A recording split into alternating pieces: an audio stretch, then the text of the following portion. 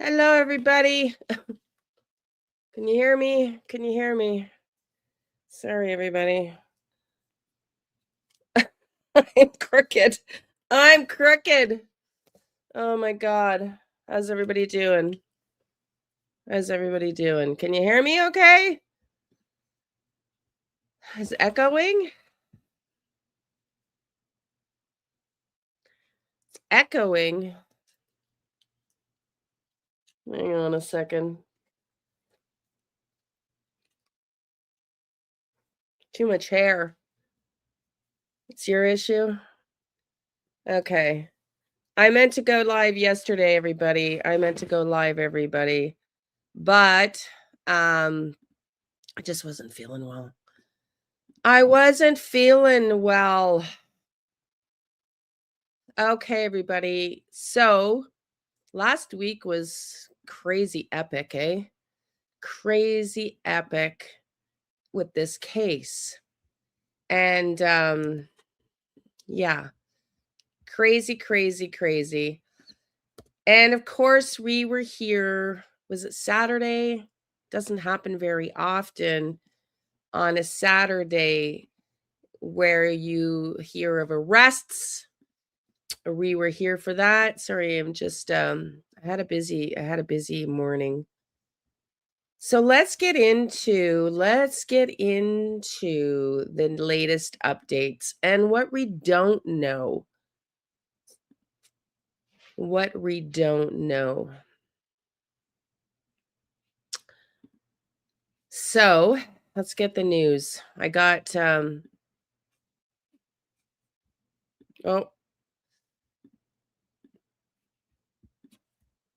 that's the wrong email.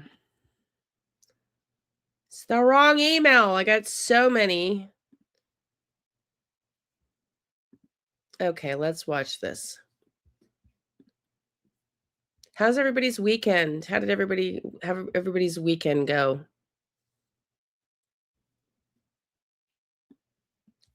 Let's watch this. I've got quite a few of the best, if you will, and I have my own little video that I did my own little slideshow. I was going to create a video and I tried to get it all going yesterday. Anyway, I was too sick to get anything to work. But let's listen to this. Okay. We've got some new developments. I got all your messages. Thank you for everybody. The charges, we're going to go to court today. I have the link for the live. He's going to be arraigned at 2:30 p.m. Eastern in 2 hours. So between now and then, we're going to review what we know, what we don't know of the case, and then we'll go to trial, where I do have a link, and see him being arraigned. And I did get the message, thank you everybody, that they've upgraded the charges. We'll go through that as well. Let's watch this for a quick intro. Shocking twist in the double homicide of an Ohio dentist and his wife that happened just before New Year's. A suspect now charged and arrested, and we are learning he was previously married to one of the victims. Michael McKee is now facing 2 counts of murder in connection with the deaths of Spencer and Monique Tepe. Now, he is Monique's ex-husband. The couple was found fatally shot in their Ohio home while their 2 children and the dog were unharmed inside. Police were able to zero in on him as a suspect because of surveillance video in the neighborhood around the time the couple was murdered. Now, from those videos, they tracked McKee's vehicle, finding it in Rockford, Illinois. McKee is expected to appear in court in Illinois tomorrow, Monday. A new development tonight, a community coming together to honor Spencer and Monique for their funeral that took place today. And for more, we are joined by Jennifer Coffendoffer tonight, law and justice contributor for News Nation and former special agent with the FBI. So they had their funeral yesterday.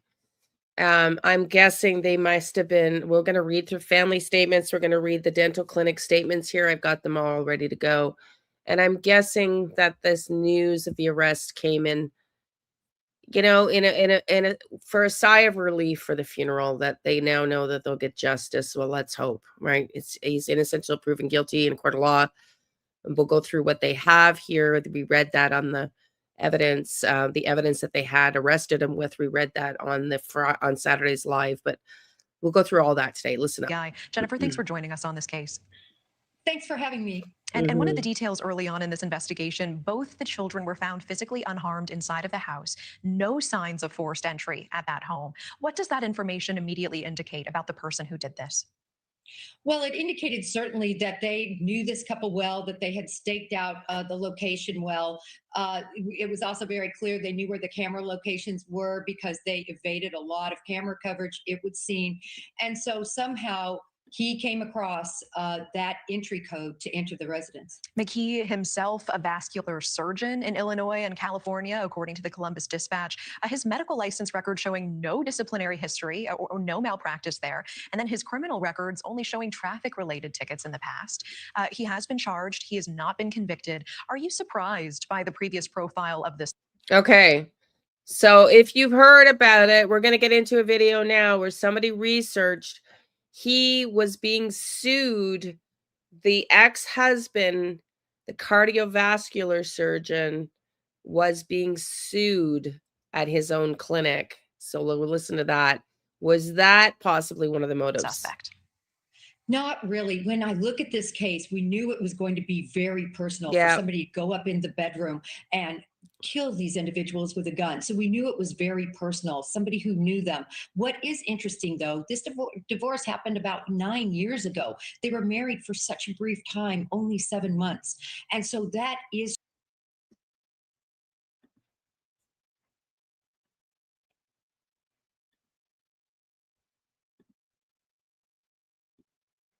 to celebrate an anniversary. I mean, is there anything to that timing that is significant or jumping out to you? I think it could be. You know, when I look back at the Brown University shootings, Natasha, remember that individual, now that we have his sort of manifesto of why he did it, he had a deep-seated resentment that stayed with him for 3 years. I think that this could be a situation that's very similar, that it just built up over time and finally came to a head. And probably that anniversary could have been part of the reason. Talk to me more about how this suspect was identified and found, because you say he did seem to have some knowledge of surveillance cameras and trying to evade them, but he was ultimately found, interestingly, through surveillance footage in that neighborhood that police used. They saw him entering around the time before this was suspected to happen and then leaving afterwards. And then they used all of this to track his vehicle during a 10-day manhunt. Walk us through what that investigation looks like. Right, exactly, Natasha. He couldn't evade all the cameras. There were just too many ring cameras and street cameras. And that footage from that alley between 2 and 5 a.m. was critical for law enforcement. Once they had him on camera, they could continue following that path that he took, which ultimately led to the vehicle he entered. That vehicle he entered then was registered to him. It was his vehicle, and they found him in Illinois. So great police work in tracking through that video surveillance. And obviously, this case so tragic, and one thinks about these 2 young children, the dog in the house. Is there anything that we should be taking away from a case like this? I think the one thing is if there is a domestic situation that just keeps on lingering, and I would believe it's going to come out that some people knew about maybe some issues, maybe a recontact, maybe had some concern, that they really have to take these things seriously. This individual was obviously, if it ends up being him, very disturbed. And tell me more about that, Jennifer. If someone like the wife here, Monique, were to have reached out to you before this happened and say, I'm concerned, I have an ex, he's not letting us be, what would you tell them to do? Well, first of all, I would say, obviously, get rid of all contact, block everything, don't let them communicate. Secondarily, I would say, get rid of those punch pad entry codes. Too many people likely had that. They had their wedding there. You need deadbolts. You need locks on your doors that are secure, that no one knows except for your family. Those were the 2 major things that I think might have led to this. Jennifer Coffendorfer, appreciate the analysis as always. Thank you so much. Welcome in, everybody. We're going to go through here a little bit. Welcome in, DJ Ghost, Hope Floats.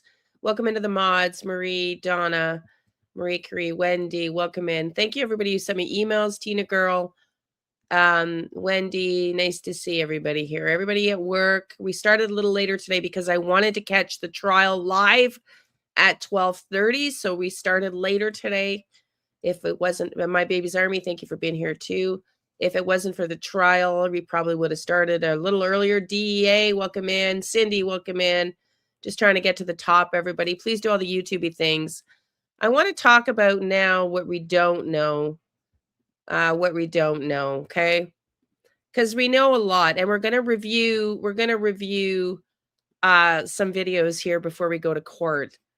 But I want to talk about what we don't know for a second, okay? First off, I also want to read the statements from the family, but before we talk about the unanswered questions, like I said, we're going to get into right now, I want to read the family's statement for you. We'll read the family statement for you. Bear with me because I'm going through a bunch of screens here. The Tepe family's statement. We have two statements. Today's arrests, this is the second statement, represents an important step towards justice for Monique and Spencer. Nothing can undo the devastating loss of two lives taken far too soon, but we are grateful to the City of Columbus Police Department, its investigators, and the assisting law enforcement community, whose tireless efforts helped to capture the person involved. We thank the community for the continued support, prayers, and compassion shown throughout this tragedy. As the case proceeds, we trust the justice system to hold the person responsible fully accountable. Monique and Spencer remain at the center of our hearts, and we carry forward their love as we surround and protect the two children they leave behind. We continue to honor their lives and the light they brought into this world. Wow. I mean, how sad is that? How sad is that? That is the statement that I just read you. That is on the screen now, that was released after the arrest.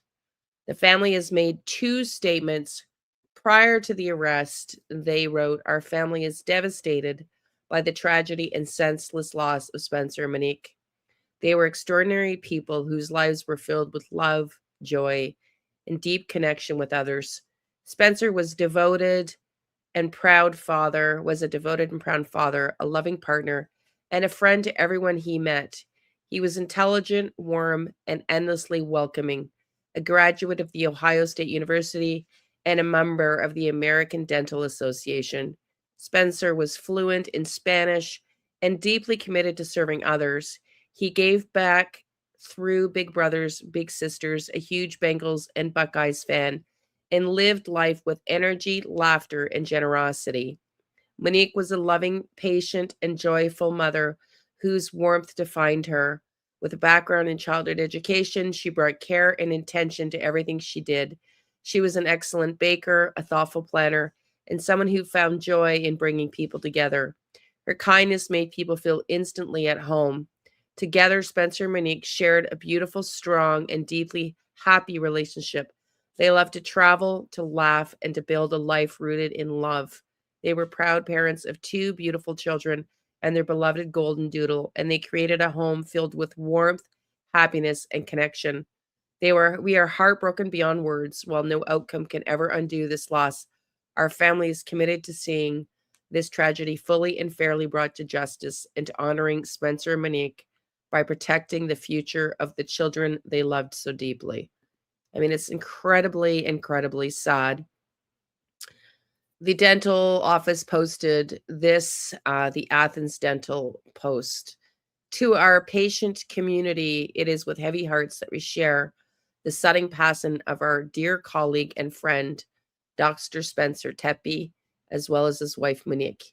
He will be deeply missed by our team and the many patients he cared for over the years. Our thoughts and sincerest condolences are with their families and loved ones during this very difficult time. Our practice will be closed for the remainder of this week.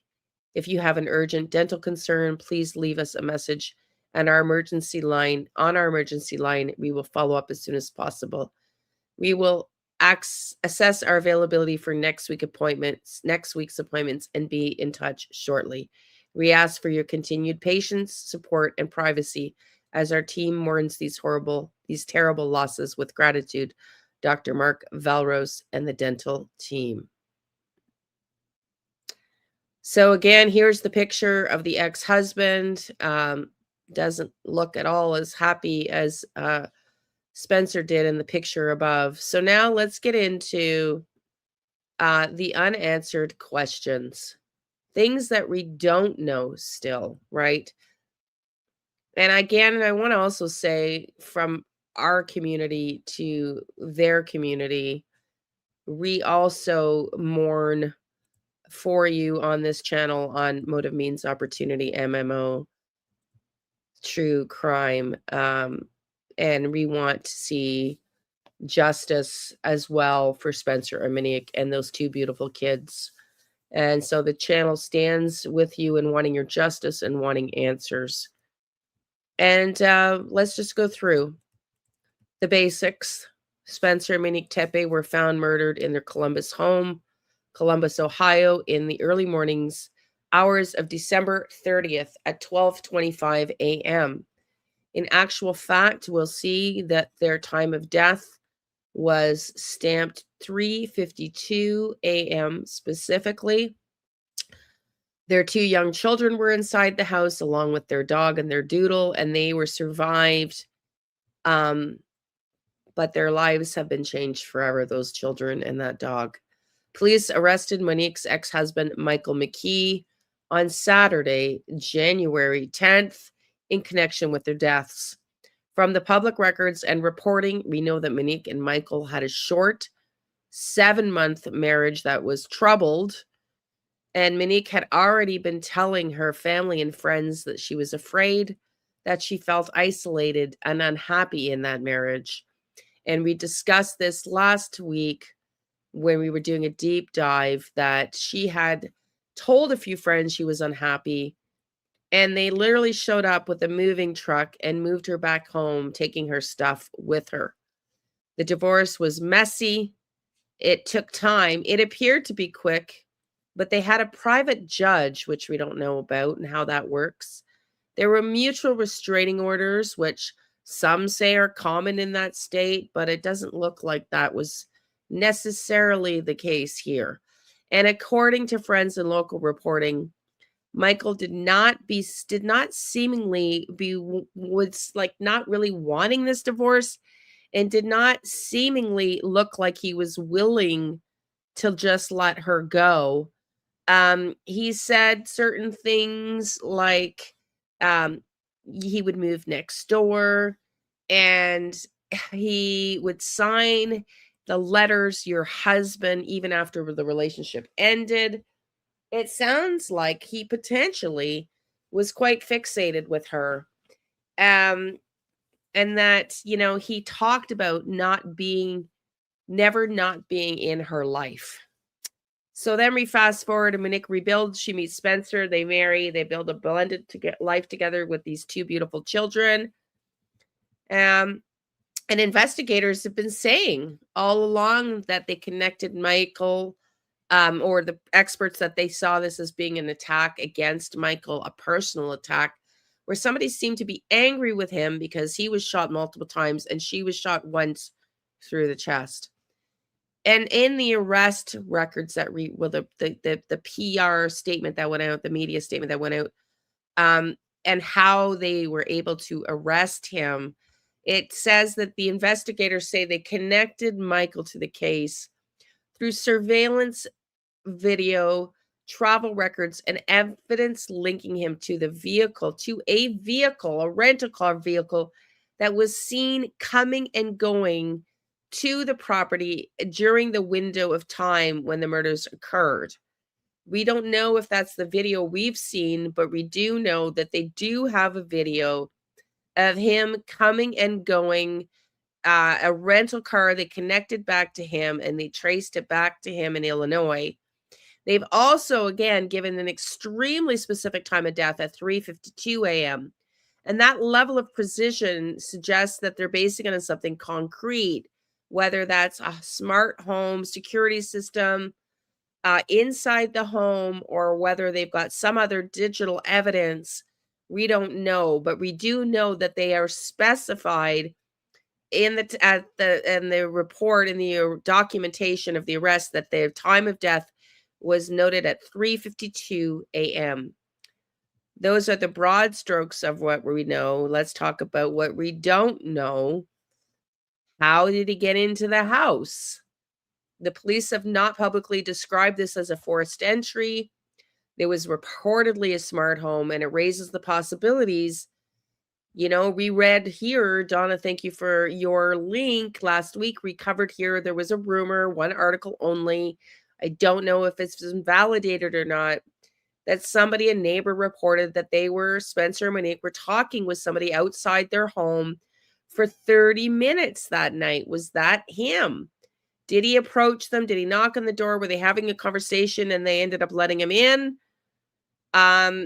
Or did he have a code or a key? We don't really know. We're waiting for answers on that.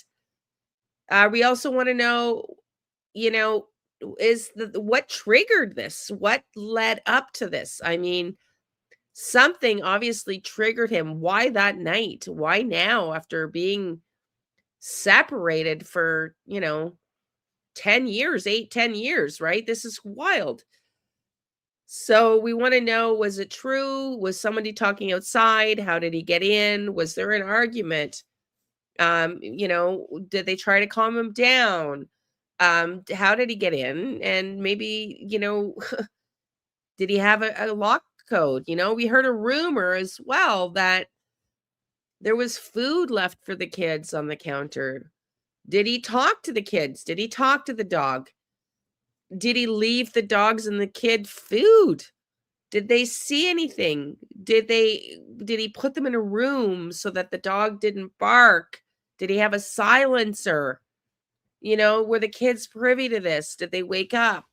My gosh, if he sat there and talked to these kids in the middle of the night and gave them food or something, that's very traumatic. I'm really hoping that that's not the case. And did he have a silencer? Why did we not hear any reports of gunshots, the dog barking, the kids screaming? Nothing about that. Maybe there were neighbors, we just haven't heard yet. But it does suggest that this was really premeditated. And we heard Jennifer Coffendorfer report somebody had Googled that address multiple times 2 weeks before. Was that him that was Googling that address 2 weeks before? I mean, that person, that video of somebody walking up to the house, they looked pretty calm. How premeditated was this, if it was premeditated? Or did he walk over there and have a talk with them in a fit and it went sour?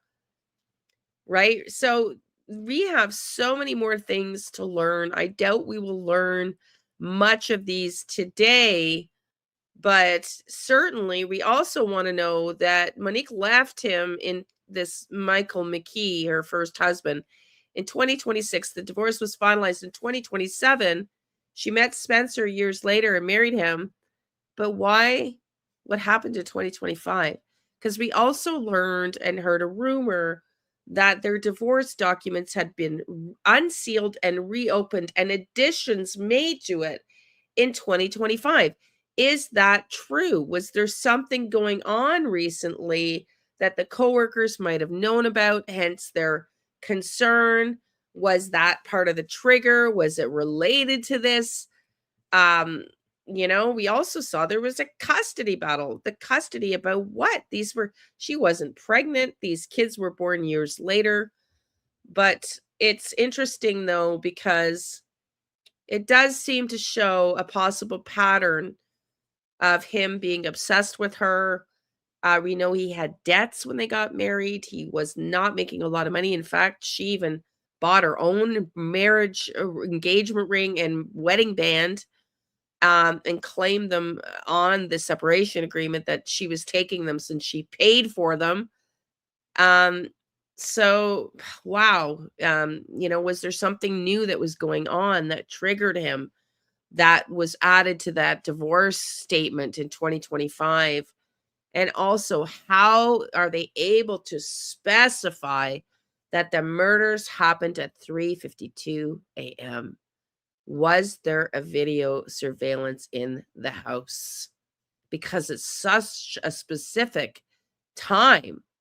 And I'd like to know how they got that time specifically. So we're going to continue to watch this, and we're going to go through this today. We're going to watch him in his court appearance today. I suspect it's going to be very brief. And they're going to be extraditing him back to Ohio, from what I understand. So we're going to keep updating. And let me know now, what questions about this case do you have? What answered questions about this case do you have? I think he opened the office in Ohio because of his ex. Oh, wondering, eh? But it's her ex. Are you talking? Oh, are you talking about? I don't know what you're talking about, honey. I'd like to know about the high school experience.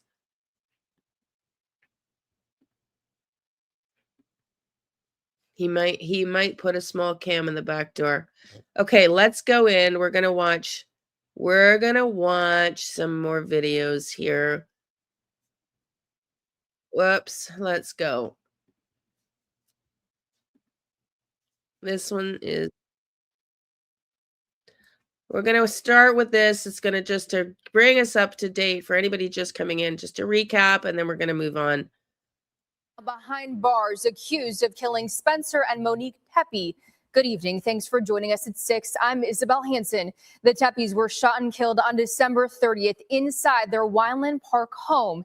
The couple's 2 young children, who were also in the home at the time of the shooting, were unharmed. Investigators have been on the hunt for the shooter for the past 11 days, and that search came to an end this morning when police arrested Monique's ex-husband, Michael McKee, in Illinois. We have team coverage for you tonight. Kirsten Lindquist has the latest information on the investigation and the man now charged with murder. And Steve Levine is learning more about how Monique and McKee's relationship came to an end.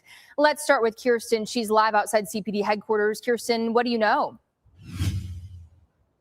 Well, like you mentioned, Isabel, this has been a long and tedious search for Michael David McKee, who has now been charged with murder in the deaths of both Spencer and Monique Tepe. He has been arrested in Rockford, Illinois, and is currently in a Winnebago County jail, and he awaits an extradition back to Ohio. Now, we have confirmed through the family that McKee is Monique's ex-husband. McKee is accused of shooting and killing Spencer and Monique in their Wineland Park home December 30th. Now, according to court documents obtained by ABC6, the Columbus Police Homicide Unit identified a suspect through surveillance video as well as a vehicle. That vehicle arrived just before and left just after the murders took place. That car was then traced to Rockford, Illinois, with evidence linking McKee to it following the homicides. Now, police have not released a possible motive in this case. Columbus police have posted on social media, quote, "We do not want to compromise the active and ongoing case process, and additional information will be released when appropriate." The family also coming forward and releasing a statement of their own, saying in part, "Today's arrest represents an important step towards justice for both Spencer and Monique. Nothing can undo the devastating loss of 2 lives taken far too soon. Monique and Spencer remain at the center of our hearts, and we carry forward their love as we surround and protect the 2 children they leave behind. We will continue to honor their lives and the light that they brought to this world." Now, Spencer will be remembered as a dentist, while Monique was a stay-at-home mom, but both of them are described to be loving parents to their 2 young children. When we drove by the Tepe family home earlier this afternoon, we saw a growing memorial on their front steps of flowers and teddy bears. Neighbors who did not want to go on camera just said they are devastated by this loss. Now, as far as McKee is concerned, our team spoke with a sergeant at the Winnebago County Jail. He awaits extradition. That extradition hearing is set for Monday. Funeral arrangements for the Tepe couple have also been set. A private service is scheduled for tomorrow. On your side, at Columbus Police Headquarters, I'm Kirsten Lindquist, ABC6 News. Thank you, Kirsten. Steve Levine's looking into the suspect's divorce with Monique Tepe. And Steve, what did you find out? Isabel, the couple was married for a little less than 2 years. They wed in August of 2015. This is a copy of the divorce decree approved by a judge in June 2017, just a month after Monique filed for divorce. The court filings indicated the divorce was amicable and listed no major contentious issues between Michael and Monique. The divorce decree stated Monique was awarded the divorce on grounds the parties were incompatible, and Monique was entitled to a divorce. The couple was separated at the time. McKee awarded their Virginia home the two had been living in while they were married. McKee was in residency at a Roanoke hospital when the couple divorced. Monique living in Westerville when the divorce was finalized. The couple had no children and no spousal support was awarded. The agreement included a standard mutual temporary restraining order, which is common for divorces such as this that relate to assets and property. Franklin County Court records indicated a hearing was scheduled in September related to this divorce, but no information was listed in the file or in court records. I did reach out earlier this week to the attorney who handled Monique's divorce and asked about that hearing, but I did not hear back. McKee graduated from Ohio State in 2009 and received a medical degree from there in 2014. Records show McKee had a fellowship at the University of Maryland and worked in Las Vegas as a vascular surgeon.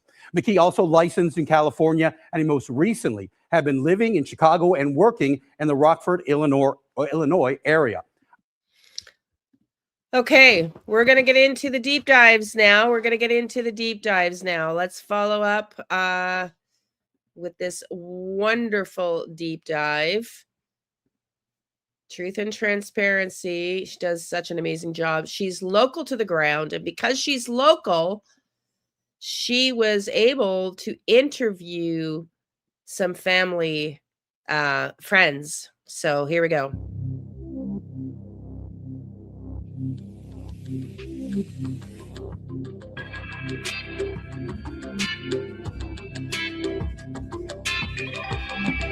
Dear Momo, I feel so lucky to be up here with you today. You've grown to become my best friend, and together we're surrounded by friends and family who are fortunate to be able to say the same. We're so lucky. Our support system is immense, and you embracing Larry, a crazy group of friends, and my loud family like you have means the world. I vow to support you, to believe in you, and to encourage you. I vow to provide for you. I vow to never stop and to always keep you with us. And lastly, I vow to be with us.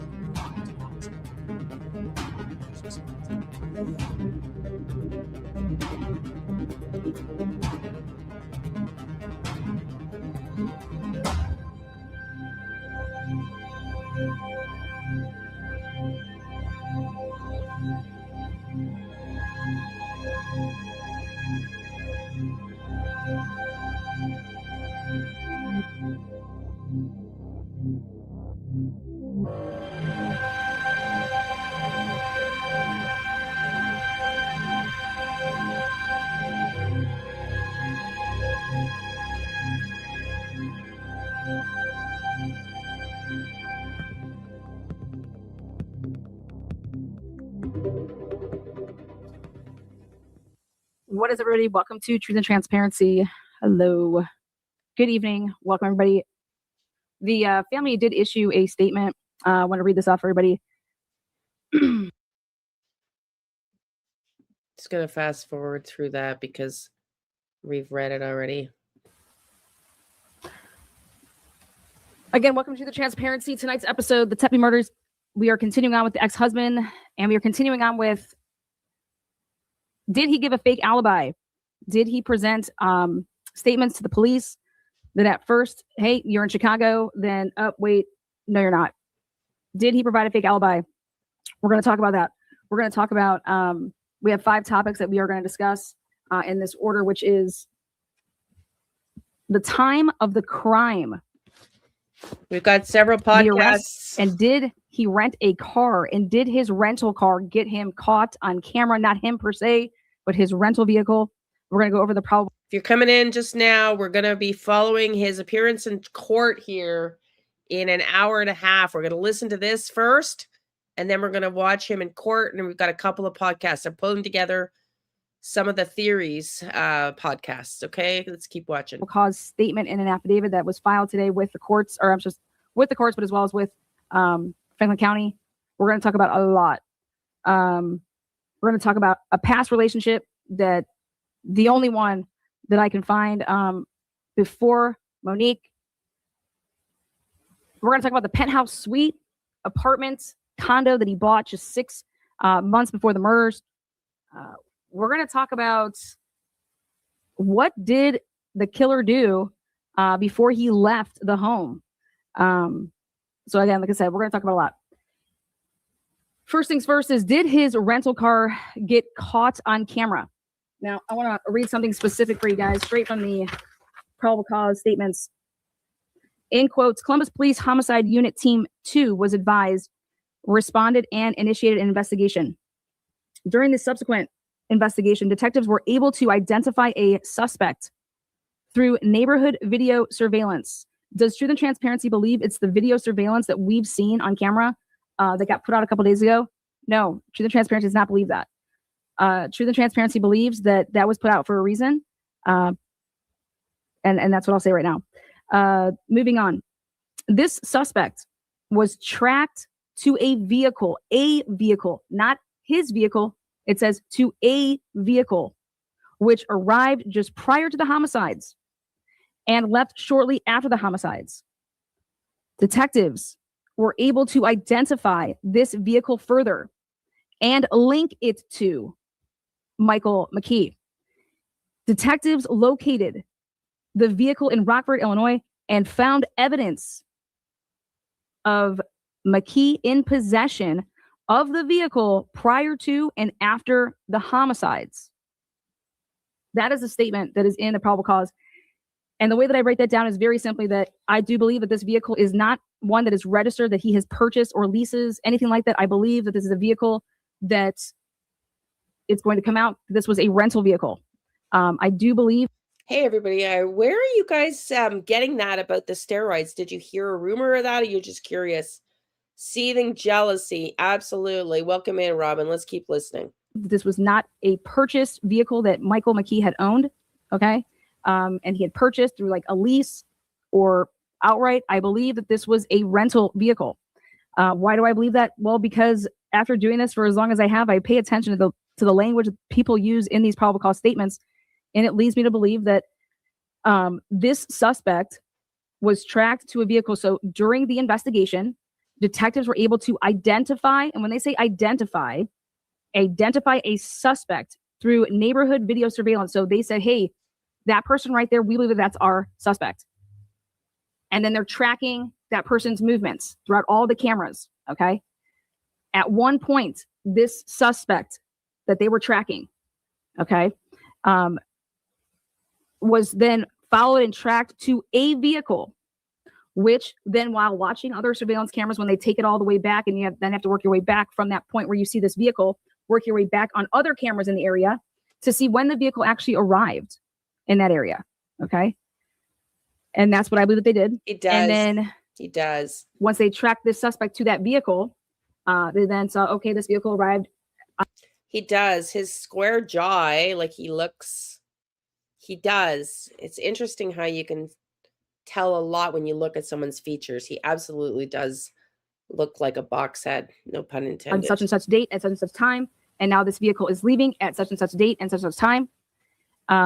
Then from that moment, after they tracked the suspect that they believed to then a vehicle, detectives were then able to identify this vehicle further.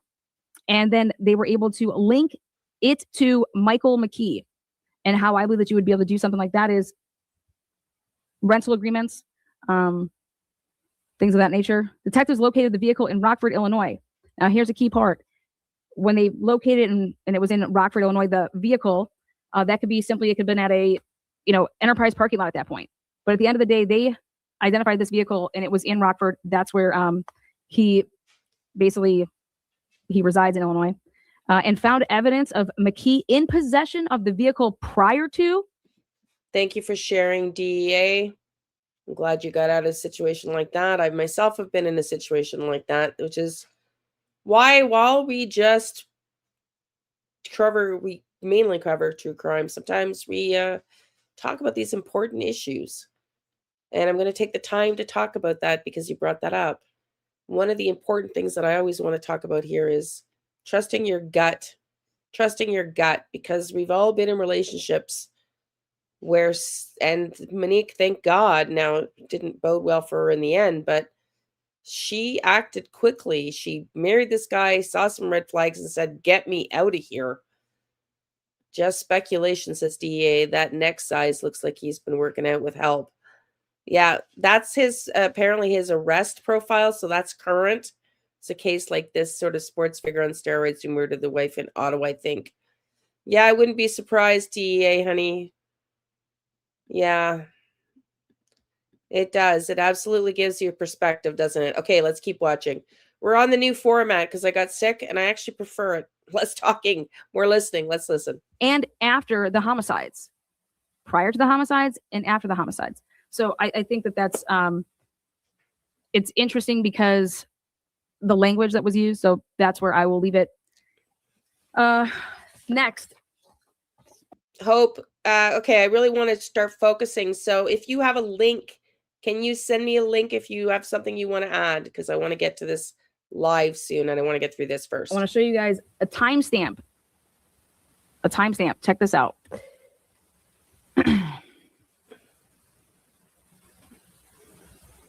I use what we call a Hector the projector, but it's a watch this. Basically an overhead. So I want to zoom in and show you guys to take a look at this document. And this document is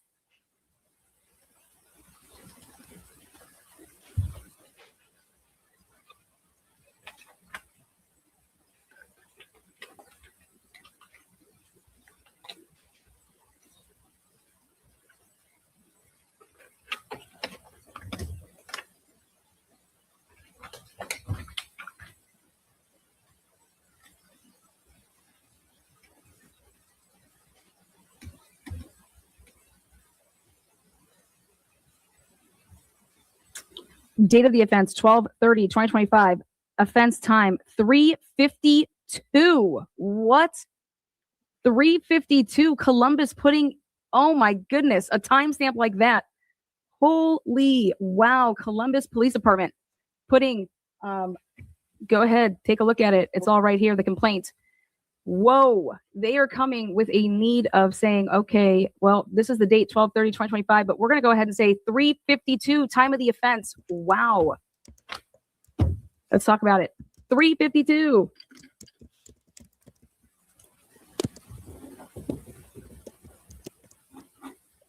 Remember what I was telling you guys about? I was telling you guys that that house was a smart home. You know what smart homes do? Again, they have the capability of doing so many things, such as if your door was to open, if your window was to open, you had these little sensors on it. It would tell you a lot when a door was open, when a door was closed. Potentially, some people sleep with eye watches on, for example. But wow, they came with a time of the offense at 3:52 a.m. and they put it right on the document. I don't know if people have caught that or not, but Columbus Police Department, they are labeling the time of the offense is 12/30/2025 at 3:52 a.m. Wow. Usually you see stuff like time of the crime is, you know, between 2 and 5 a.m. They put time of the crime 3:52 a.m. Wow. I mean, that needs to be spread far and wide. Okay. It's on the document 12/30/2025, and they are labeling the time of the offense at 3:52 a.m. Wow. I mean, that's in black and white. I've never seen a probable cause have so many few statements. They literally put in the probable cause to arrest the ex-husband of Monique by saying that, listen, we came and we either called you on the phone or we sent troopers on over to your house to let you know that there was a murder and it involved your ex-wife. And we simply wanted to tell you that. And we want to, you know, we're doing our due diligence. We're just going around asking everybody that is in the inner circle where they were, you know, so where were you on the 29th or 28th or 30th, whatever they went ahead and gave him and asked him in the beginning. And he said, yeah, I was in Chicago. I was in Chicago. not sure how much more he gave, obviously than that, than saying like, I don't know, I was here in Chicago. I wasn't in Columbus. Okay, just to refresh, we're listening to Truth and Transparency. She lives in Columbus, Ohio, and knows friends of the family, friends of the friends. So she's going to get into some details that she learned doing interviews with those people in a few minutes here. But early on, when I say early on, this has only been going on since obviously December 30th. It is January 10th. But early on, meaning in the prior days, Columbus Police Department had spoken with him. Yeah. Okay. And, it was assumed that if you want to say the word, he had an alibi, he was not in the state. Okay. He was not in Ohio. Well, something progressed when they did their due diligence for, the police department. They're investigating a murder, too. And not so fast. So I think it's going to come out that he lied about his alibi. I think that they have evidence that he lied about his alibi. How do I think that's going to come out? Well, they were tracking a vehicle, and then when they tracked this vehicle, I believe that it was a rental, and it was rented in his name. That's how I believe it. That's what I think. You guys remember how there was a wellness check, and it wasn't a homicide or homicides at first, but it was a wellness check, get people over there? Do you guys remember how the police didn't get to go into the house first, and other people went into the house? There was 4 911 calls, 4 of them. There were 3 males in the house when the police arrived. So topic 3 here is we just talked about topic 1 and 2, which is the time of the crime, the Dr. Michael McKee's alleged alibi with this rental car that I believe is going to come out. Could be wrong. I've been wrong plenty of times in my life. But the next thing is topic 3 is how did he get in? How did he get in? We put out on this channel that we were monitoring the YouTube channel of the wedding video, as well as the Google searches / web researches of the names, and using the name Monique Tepe, and then using the name Spencer Tepe. And then we went backwards and looked at these different dates and seeing if anybody was Googling their name and looking at the Google Analytics. I put out a video about that. So we did that. We went back and looked at then we isolated the different cities across the United States. And I said, what cities has that man lived in? What states has he lived in, first of all, then what cities? Well, Dr. Michael McKee is originally from Zanesville. And would you believe it? But Zanesville had the highest peak of ever being like Googling those names or web researching those names in the month of December of 2025. I looked into Illinois.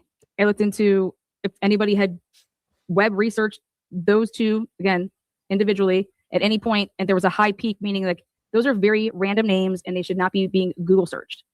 Well, they were in Illinois, and in fact, it was in Rockford, Illinois.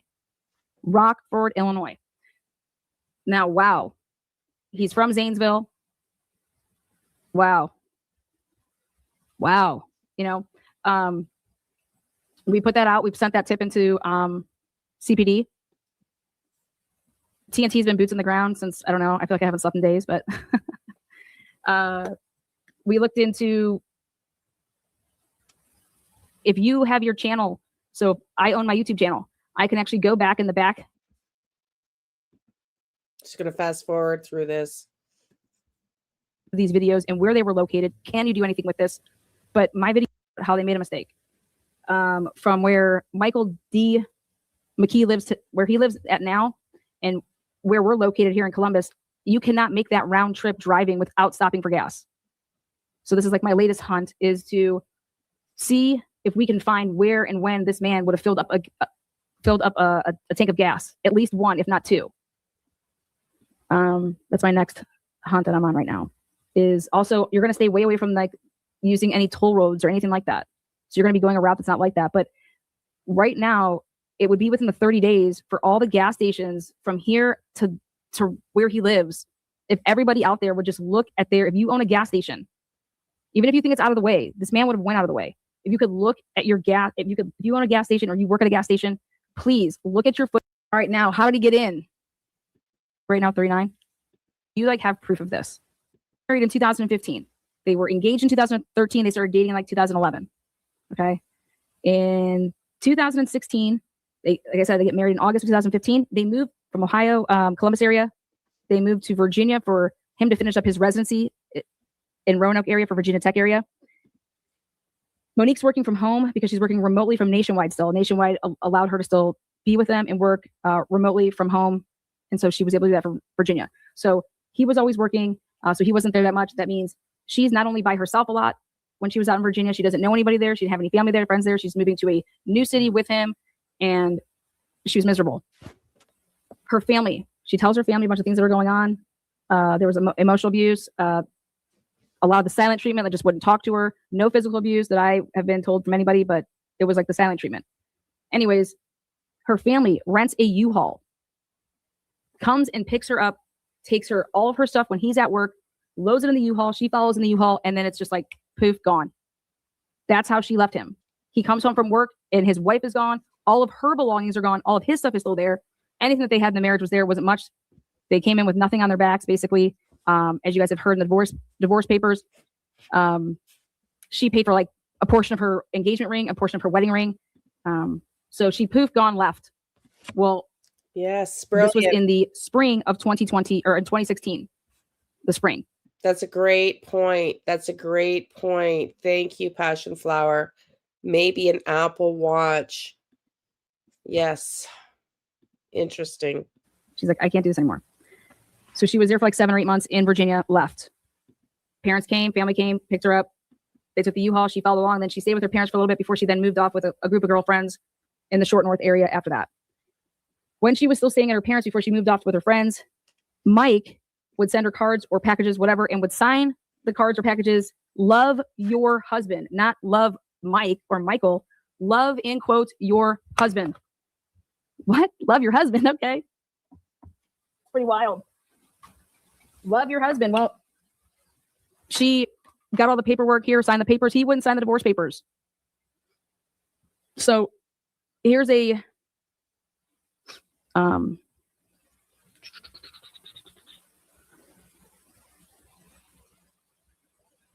in August of 2016,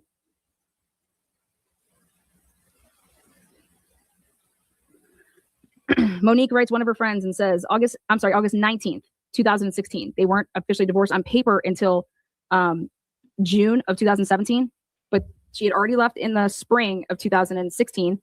And hey, I got all this stuff all situated, sign these papers so we can just like have this, we don't got to go through any extra process. He wouldn't sign them. So August 19th, 2016. So Michael and I talked last night, and he said that he couldn't believe that you would still hang out with me because of what I did to him. This is Monique talking to one of her friends and sending this long text. He is delusional. She told friends that during that time, he was just in a headspace of delusion. He is delusional. He also told me that he will never not be in my life because when he is done with his residency, he will have $500,000 to spend on me, because he was talking about his signing bonus money. Period. So he will be able to move wherever I live. He said he is going to move right next door. Period. I may end up having to get a restraining order at some point in my life if he doesn't move on. Period. She never got the restraining order. She never got the restraining order. Not that anybody has known about, but this is a text message that Monique sent one of her friends on August 19th, 2016 at 8:08 a.m. And I said to myself, wait a second. That's like, they didn't get divorced on paper until technically it was finalized. She filed the paperwork in May of 2017. And then it was finalized in June like 29th, like the day before or after his birthday in 2017. So, but I wanted to share that with everybody to understand that, hey, like this is what we're dealing with. What else here? Woo. So. Again, just to remind everybody just coming in, this is Truth and Transparency. She lives in Columbus, Ohio, and has been boots on the ground talking to family and friends, friends of friends, rather, researching. So this is her account. We're going to be going live when Michael McKee ends up in his first hearing for extradition back to Ohio. in an hour Eastern, 2:30 p.m. Eastern in 1 hour. Stay tuned because I'm watching in the live screen. There's nothing up there yet. As soon as they start panning to outside the courthouse, we'll go there. I mean, to sit here and say, he also told me that he will never not be in my life because when he is done with his residency, he will have $500,000 to spend on me. So he'll be able to move wherever I live. He said he is going to move right next door to me. So I said, please look and see if he rented any space over there. There's a ton of rental property over there where they lived. And then I said, how did he get in the house? How did he get into the house, though? At the end of the day, if he's the guy, right, you arrest him. I believe in innocent until proven guilty. You guys know that if you guys watch my channel. I'm like diehard our Constitution. I'm diehard our constitutional rights. Nobody fucks with our constitutional rights. That's why we live in America. It's the most amazing place. I love it. I love being an American. And the rights that are afforded to every citizen is just, you can't get that anywhere else. So it's an important thing that we protect all of our rights, right? If you wrong one person, you wrong us all. And so, you know, Dr. Michael McKee he's an innocent man until proven guilty. I believe in that wholeheartedly. I do. And, but it's like, okay, how did he get into the house? How did he get into this house?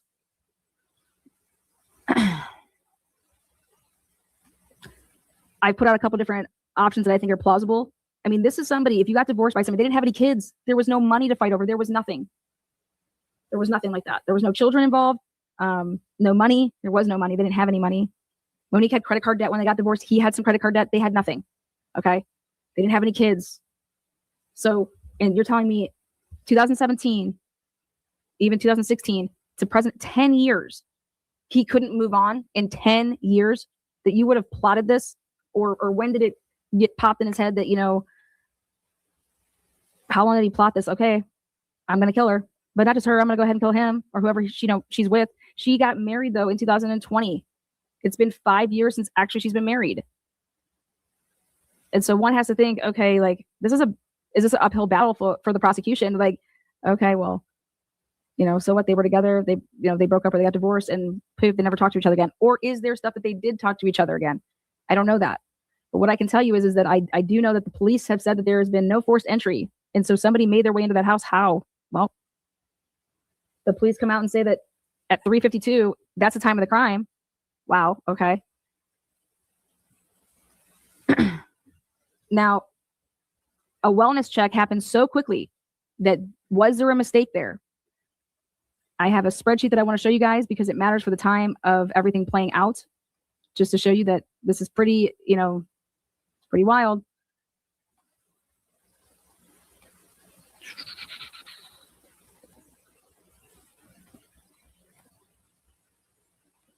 They travel a lot. They entertain a lot. People are at their house. They go to people's house. So if he's paying attention to all of this, he would know that. How you doing, Zach? Nice to see you, buddy. I didn't get that email from you. I've been sick as a dog, so nice to see you, buddy. What do you think about this case? I mean, he would know.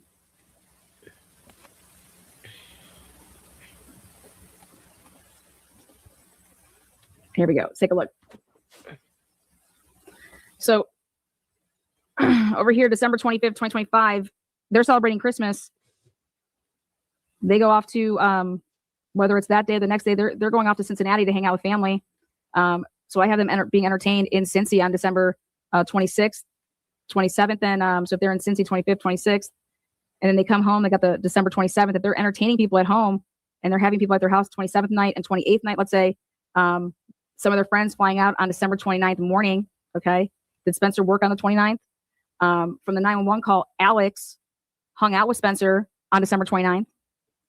So you have then throw in the fact that the car, I told you guys that car was going to be important. Monique's sister's car was out front. And why I'm bringing up all of this stuff is because if this is somebody that's monitoring them or has somebody monitoring them, okay, let's say that I have a friend monitoring you and I put a friend in your life to become friends with you. I put somebody in your life that became friends with you, so close with you, but they were just reporting to me the whole time and I was paying them. I'm just throwing this out there. Okay. It's one thing to have the outside of the house intelligence of you're paying attention to what's going on outside the house, but how do you have the intel of inside the house to know who's there, who's spending the night, when they're even going to be there, what their schedules are like? Is somebody working the next morning? Monique's a stay-at-home housewife, right? So even if Spencer goes to work, he gets up early in the morning. If you know people's patterns, did Mike think that Spencer was not working on December 30th that morning? Is that something that wasn't part of the plan? I would love to know if originally Spencer wasn't working and then decided that he's going to go and, hey, I'm going to go do an emergency, whatever. Or, hey, I'm going to go help a couple patients because Mark was going to Florida early. So I told him I'd go to the office on the 30th. You know, was he not supposed to go there? But did he have any type of help? When I say he, I'm talking about the person that was arrested, because I still believe that when you get into that, how are you getting into that home? And then you have 2 children who have 2 separate bedrooms upstairs on the 3rd floor. And Monique and Spencer have their room, right? So now you have 2 adults in one room, and then you have a child that's 17 months in one room, a child that's 4 years old in another room, right?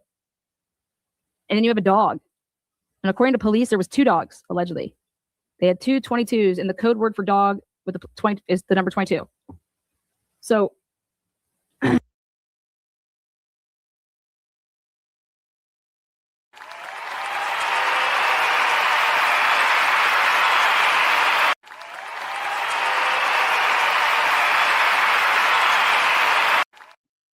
Thank you, Donna. Miss Donna, always gifting memberships. Thank you, Donna.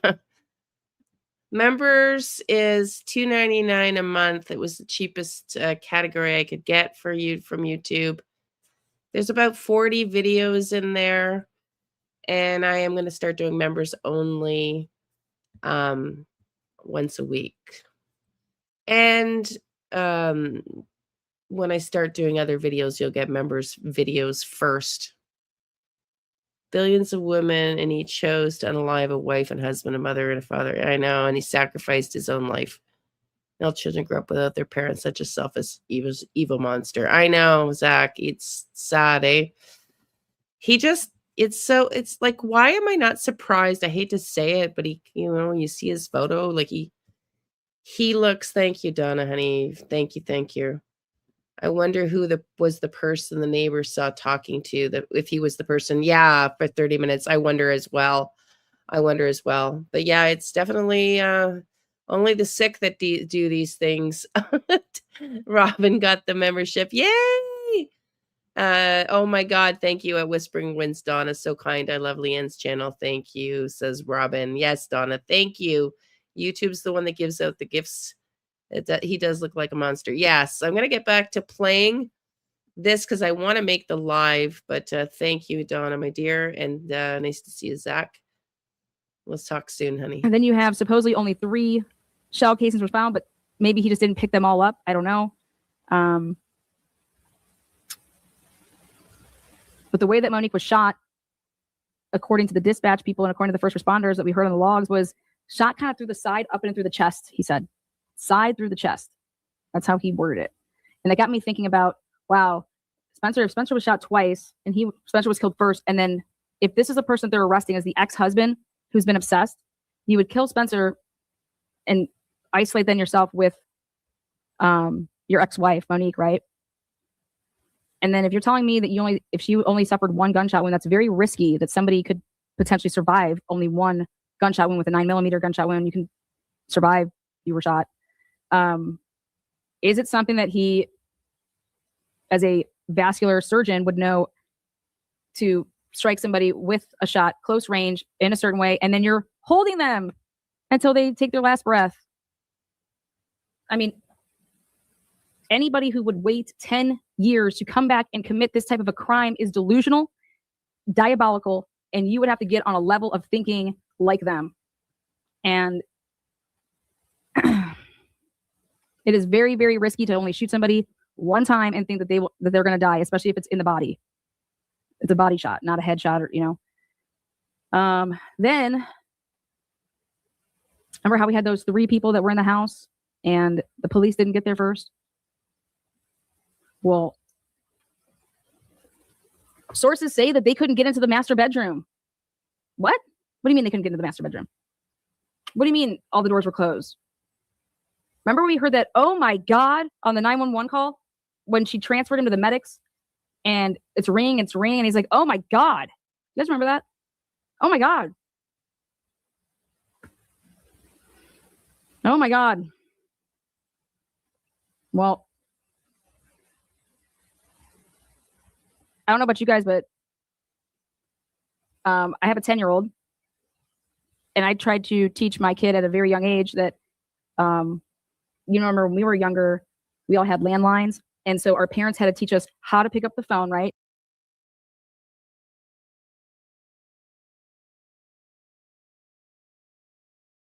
Gonna change gears here. Still waiting for the courthouse to come in. I'm looking for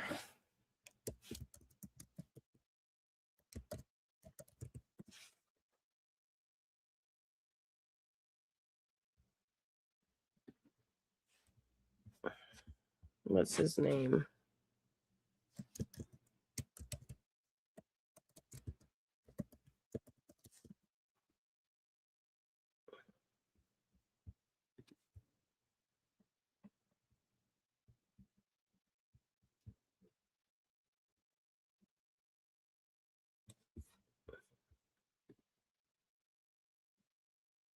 Hey, Laurel. Sorry, everybody. I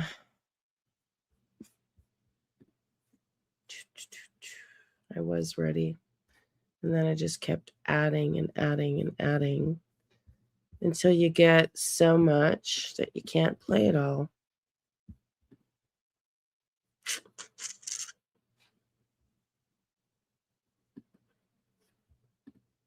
It's not the one, but I'm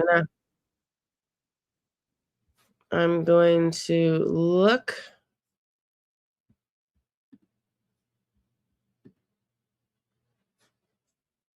No, sorry, y'all. I'm so sorry. There it is. There it is. There it is. We won't be able to watch it all because I'm waiting for court to start. But listen in. Of Dr. Spencer Tepe and his wife, Monique Tepe. The ex-husband of Monique, who was found shot with a husband in Columbus, has been charged with murder in their deaths. Michael David McKee, 39 years old, of Chicago, faces 2 counts of murder according to Franklin County Municipal Court documents. This is breaking right now, folks. There's not a lot of news stations on the air. There's not a lot of information, but we know from the paper trail a warrant has been issued for the double murder of Dr. Spencer Tepe and his wife, Monique Tepe, 11 days ago on December 30th. According to online court records, a warrant was issued January 10th for McGee's arrest. Winnebago County, Illinois Sheriff's Office records indicate he was booked in jail there shortly before noon. He will remain there until authorities extradite him back to Franklin County. We all know this story. Everyone was sort of getting a little antsy. What's missing? All these new details that were turned out now to be false. And I think that the homicide detectives from Columbus, Ohio homicide, they had a laser focus on him probably from the beginning. And one of the reasons they kept it so quiet. So Columbus homicide detectives identified McKee through neighborhood video surveillance. Wow, this is breaking. Police alleged in court documents. So that person of interest that we watched that grainy video, that very possibly could be him. This is breaking right now. So I'm not reporting really hardcore facts right now. We're taking this from actually an article from Yahoo News. They tracked the suspect to a vehicle which arrived just prior to the homicides and left shortly after. You know, it's funny, Mike, we said, one of the things I said was, it's always a good idea in a homicide investigation to write the plates down on the scene of the crime. And I remember someone in the chat says, "You're an idiot." Thank you for calling me an idiot. But here they are. Surely enough, he came to the scene with his vehicle. And sure enough, the police tracked his plate there. So great investigation, great investigative checklist. So they found, so let's go back to this. They tracked the suspect to a vehicle which arrived just prior to the homicides and left shortly after. They found the vehicle in Rockford, Illinois, and found evidence that McGee had the vehicle before and after the killings. Columbus police have not publicly identified a potential motive in the couple's deaths. Around 9 a.m. on December 30th, co-workers of Spencer's from the dentistry office where he worked in Athens called Columbus police after Spencer did not show up for work, and no one could reach Spencer or Monique by phone. And we all know the story. An officer went to a well-being check, and he went to the wrong house. I'm sure he's taking a lot of shit for that. And according to body camera footage released by Columbus police, about 40 minutes after that check, friends of Tepe's found them dead in their home. They never verified that the friends went in the house, and apparently they did, but the police never verified that, and it hasn't been verified by any authorities that they went into the house. And the other thing that was that she did not make those 911 calls on December 17th. So all of that stuff was fluff, and that's why we on this station don't report unverified information, because most of the time it comes back as being false, and it just adds to a lot of untruths about this case. Police focused the investigation on the window of time between 2 a.m. and 5 a.m. on December 30th, which is when they believe the couple was killed. On January 5th, detectives released video from a security camera showing a person walking in an alley near the Tepe's home during that time frame, calling the person a person of interest. A public visitation for the Tepes will be held from noon to 3 p.m. in January. Anyway, the husband is from the greater Cincinnati area, family members say. The couple's brother-in-law, Rob Missler, confirmed to the Inquirer that Spencer Tepe lived in Mason throughout his childhood and attended schools. And anyway, that's not important right now. What is important is that it appears a warrant has been issued to Michael David McKee, the ex-husband of Monique Tepe. And so much we don't know about this. So much we don't know. I believe that Michael McKee is a surgeon. He's he's quite a accomplished person himself. Don't know. I don't have the information right now how long he was married to Monique, but obviously there was some problems there. Mike, this is all breaking. Your thoughts? Yeah, Bill. This is as you say about the writing down the license plates. This is where basic, solid investigatory protocol works its magic, because writing down, going to the location, writing down all the plates on the videos when you see. But he was already gone, of course, when they got there. But going around and getting all the video and seeing if you can identify all the license plates. So somewhere along the line, they got that plate, and once they got that plate and figured out who it was, they narrowed the suspect list down very quickly. I'm very respectful of the Columbus PD, especially the homicide unit. They kept their all the cards close to their vest. And so, that was fantastic. But rock solid police work. And as you said before, you talk about a few days, 5 days, 11 days, 30 days, 6 months. This was a very quick investigation, and thumbs up to the PD for that. Mike, we laid out this case, and not that we had any insider information. No. We laid out the case as to what the detectives were doing. And everything we said they were doing, they did. And it led to this arrest warrant for the ex-husband, Michael David McKee.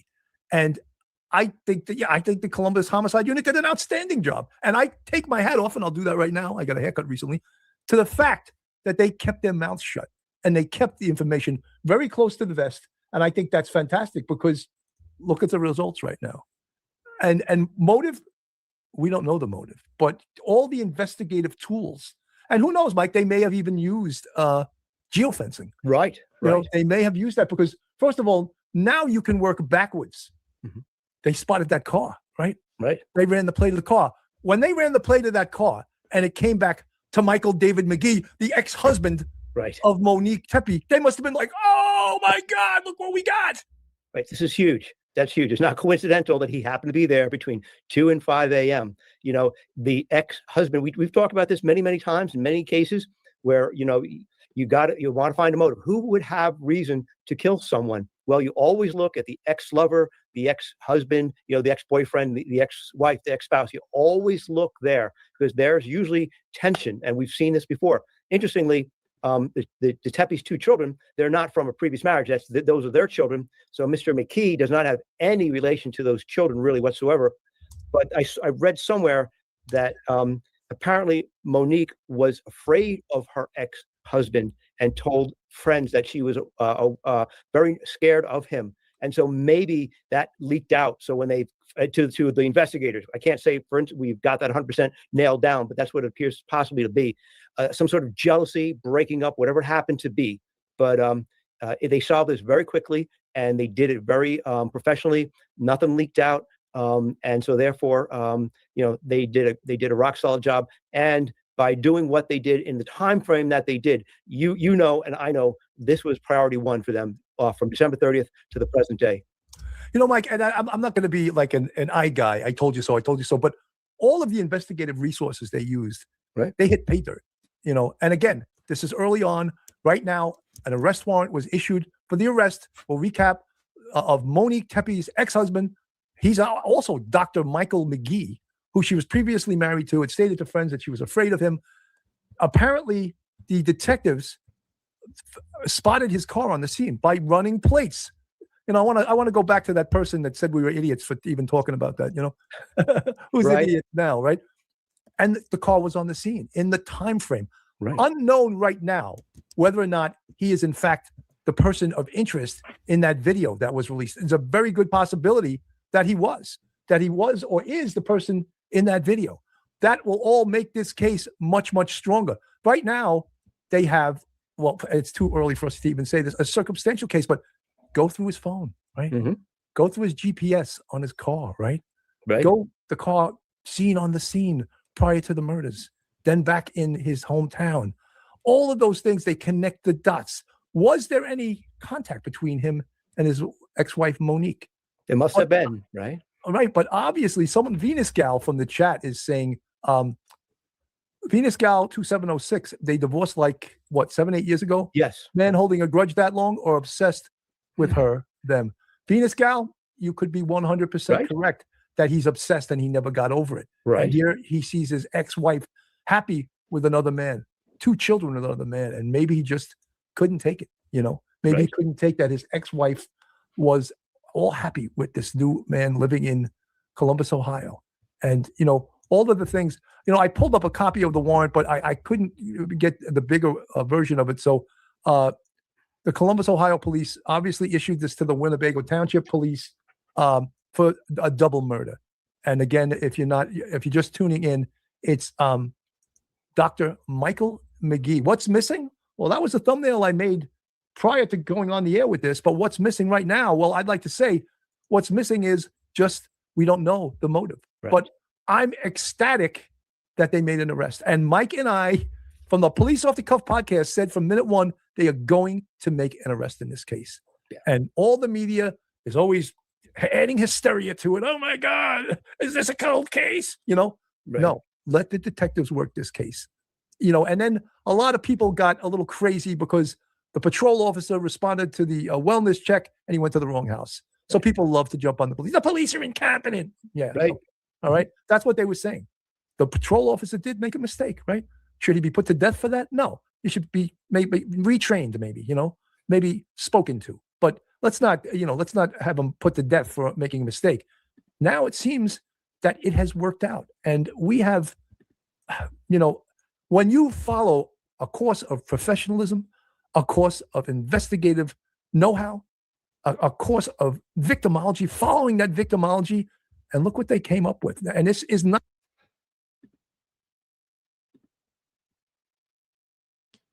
Gonna change gears.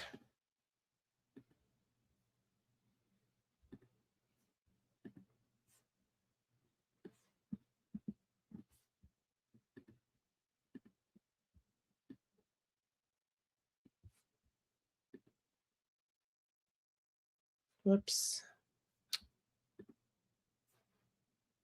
That's a really good this morning. Cody, good morning to you. Share with us, please, the latest on defendant Michael McKee.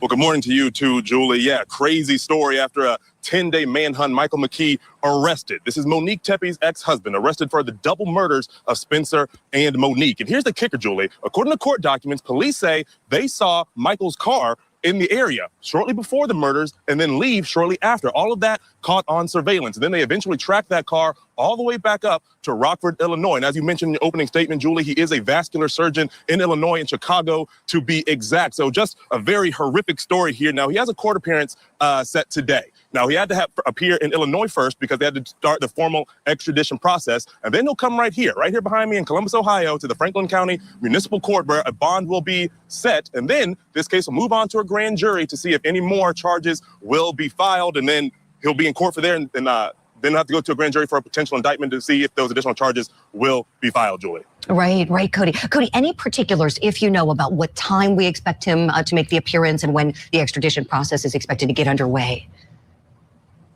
Well, I was reading and researching. He said he had to make his first appearance in Illinois, of course, before being extradited down here. Now, that hearing was scheduled for this morning, so it could be any day this week or even later this afternoon, depending on how quickly that goes up in Illinois before he gets down here to Columbus, Julie. But again, he has to go through there, then he goes to that grand jury to see if more additional charges will come on. But very horrific story, Julie. And you know, it's very interesting because the house had no signs of forced entry.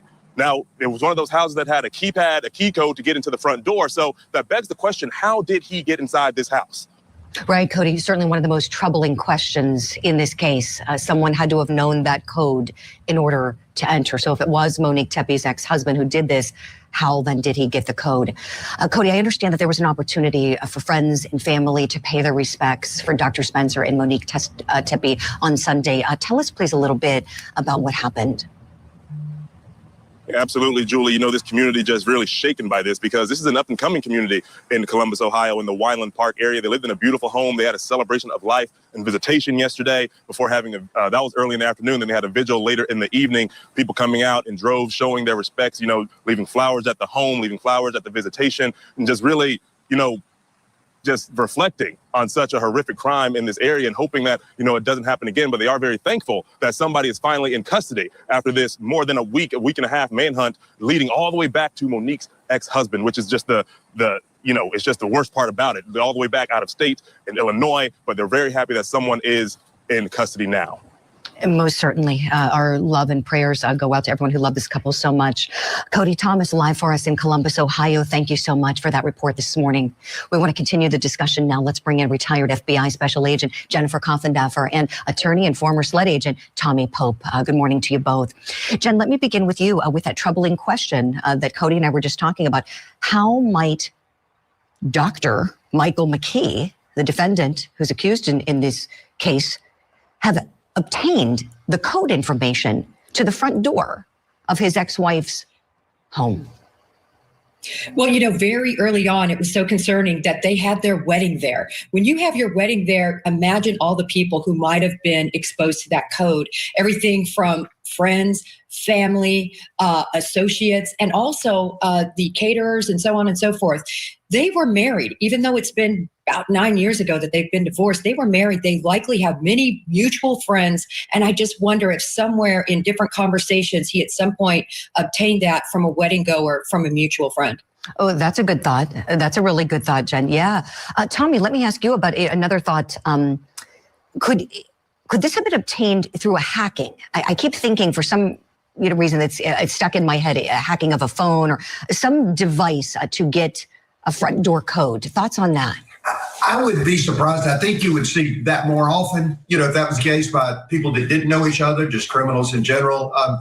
Relationship wise, even them being married, like Jen said, there may be relationship. It might be the one we always use, where she always used her birthday or whatever, if that's the case. And I was thinking, I know this happened at the middle of the night, but according to how their relationship has played out over the years, you can't say that he wasn't given, to drop something by, according to how testy their relationship was. I see they have a Ring camera at the door. So if it was the front, hopefully, I could even see him knocking on the door in the middle of the night with my car broke down and I didn't know who else to ask. Because all he really needs is the door open to get a pistol involved and back him on and get him on into the house. Mm-hmm. Yeah, you're both raising such good points. Was he given it? If it was an amicable divorce and there were no problems, was this someone that was trusted? And like you said, we know police have said they believe the couple was killed on the top floor, but we haven't heard whether or not they answered the door in the middle of the night. So, those are all really good theories that you both postured here about this.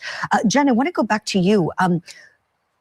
The idea of the why now is so troubling, I think, for a lot of people. I was just doing a discussion on the radio a few minutes ago with my friends back in Pittsburgh at the Odyssey station there. And they were saying, she was divorced since 2017 from this man. Why now? What do you think about that time frame, please? Well, I find it very interesting. If you look back at their divorce, it was amicable. He actually got to keep the home. There was no alimony or any sort of money awarded.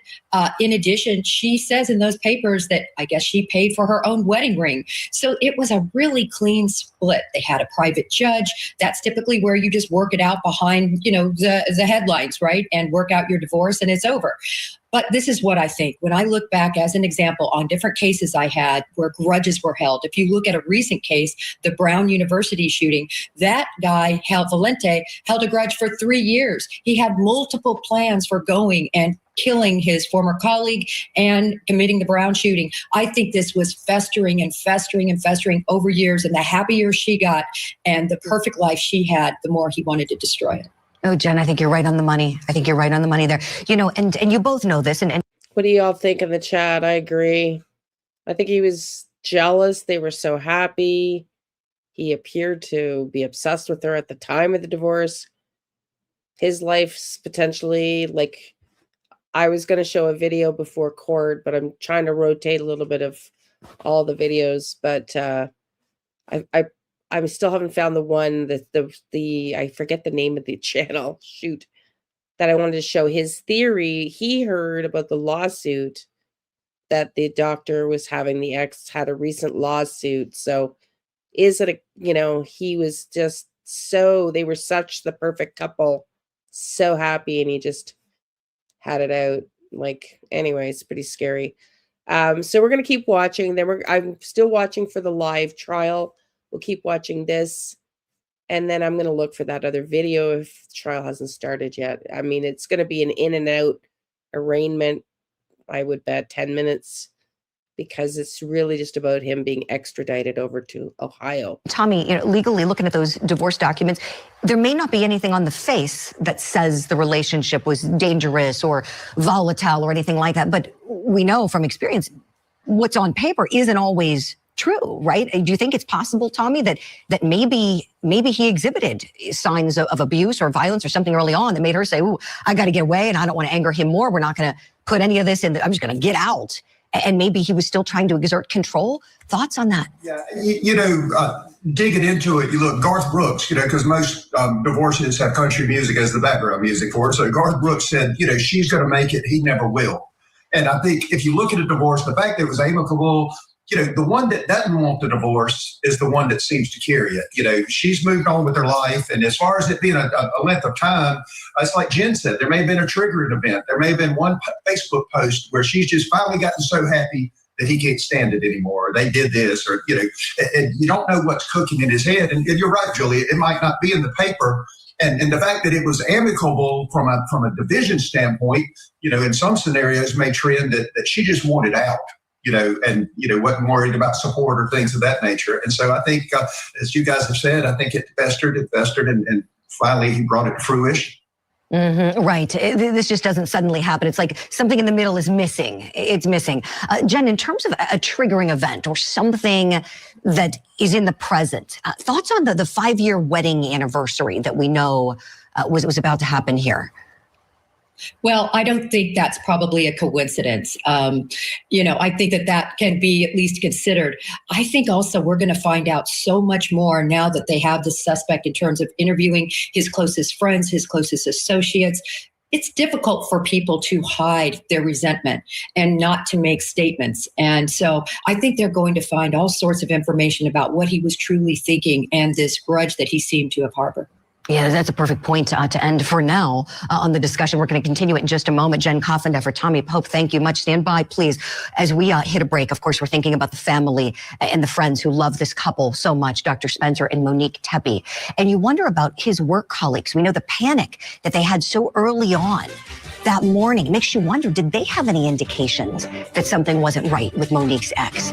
We'll talk about that next. Plus, some friends of former battalion chief Kevin West take the stand to testify against him in his murder trial for the death of his wife, Marcy. Did he say something to you about Marcy's passing? Yes. What did he say? That he was relieved and that a burden had been lifted off his shoulders. We'll get you ready for the au pair affair murder trial, plus the latest on the mysterious killing of an Ohio dentist and his wife in their home. Opening statements with Julie Grant. Morning City. Phones, especially her. What, if anything, should we read into that? Let's bring back in retired FBI Special Agent Jennifer Coffindaffer and welcome in criminal defense attorney and former prosecutor Mario Gallucci. Jen, I'll start with you on this. Is this was something you were saying you were troubled by from the outset? Your thoughts now? Right, absolutely. It was troubling that within well less than an hour, his coworkers were so concerned that they even called their boss who was vacationing in Florida. And within less than an hour, a call to 911 was made. So that alerted me to the fact that they know something. There was something that made them on edge, I think, far beyond being a little bit late to a dental office. And now I think we're going to find out that maybe they knew information about concerns that she might have had. Right, Jen, I'm with you. Mario, do you agree that that was really odd? There was so much panic so early, and it seemed just questionable. It seemed just odd to many of us that at 9 a.m., there would be 911 calls wanting a welfare check at the house. Your thoughts now seeing the arrest of the ex-husband. Does it make more sense to you? So I agree with Jen. I think that we're going to find, that there's going to be a report that there was some information that there was something going on in the background here. One of the news outlets actually reported that Tepe's family knew immediately who was responsible for the death. I forget which news outlet it was, but what I think in the coming days, there's going to be a lot of information that comes out. It seems, the news outlets are reporting that it was uncharacteristic for him to be late, but, being late and then coming, calling 911, calling somebody in Florida or his boss, and then actually driving to the house to do your own welfare check because you're not satisfied with the police response indicates to me that they had a heightened level of safety concern here. So in the coming days, I really believe we're going to have a lot more information come out on the relationship that was going on in the background. Yes, you said that so well, Mario, a heightened sense of safety concern for these two. Yes, exactly. Jen, I want to go back to you on how this guy was caught. Police say it was through his car, that a neighbor's Nest camera took some video of this man around the window of the homicides going to a car. Police tracked the plate to Illinois. The car belongs to Dr. Michael McKee, the defendant here. Your thoughts on that detective work?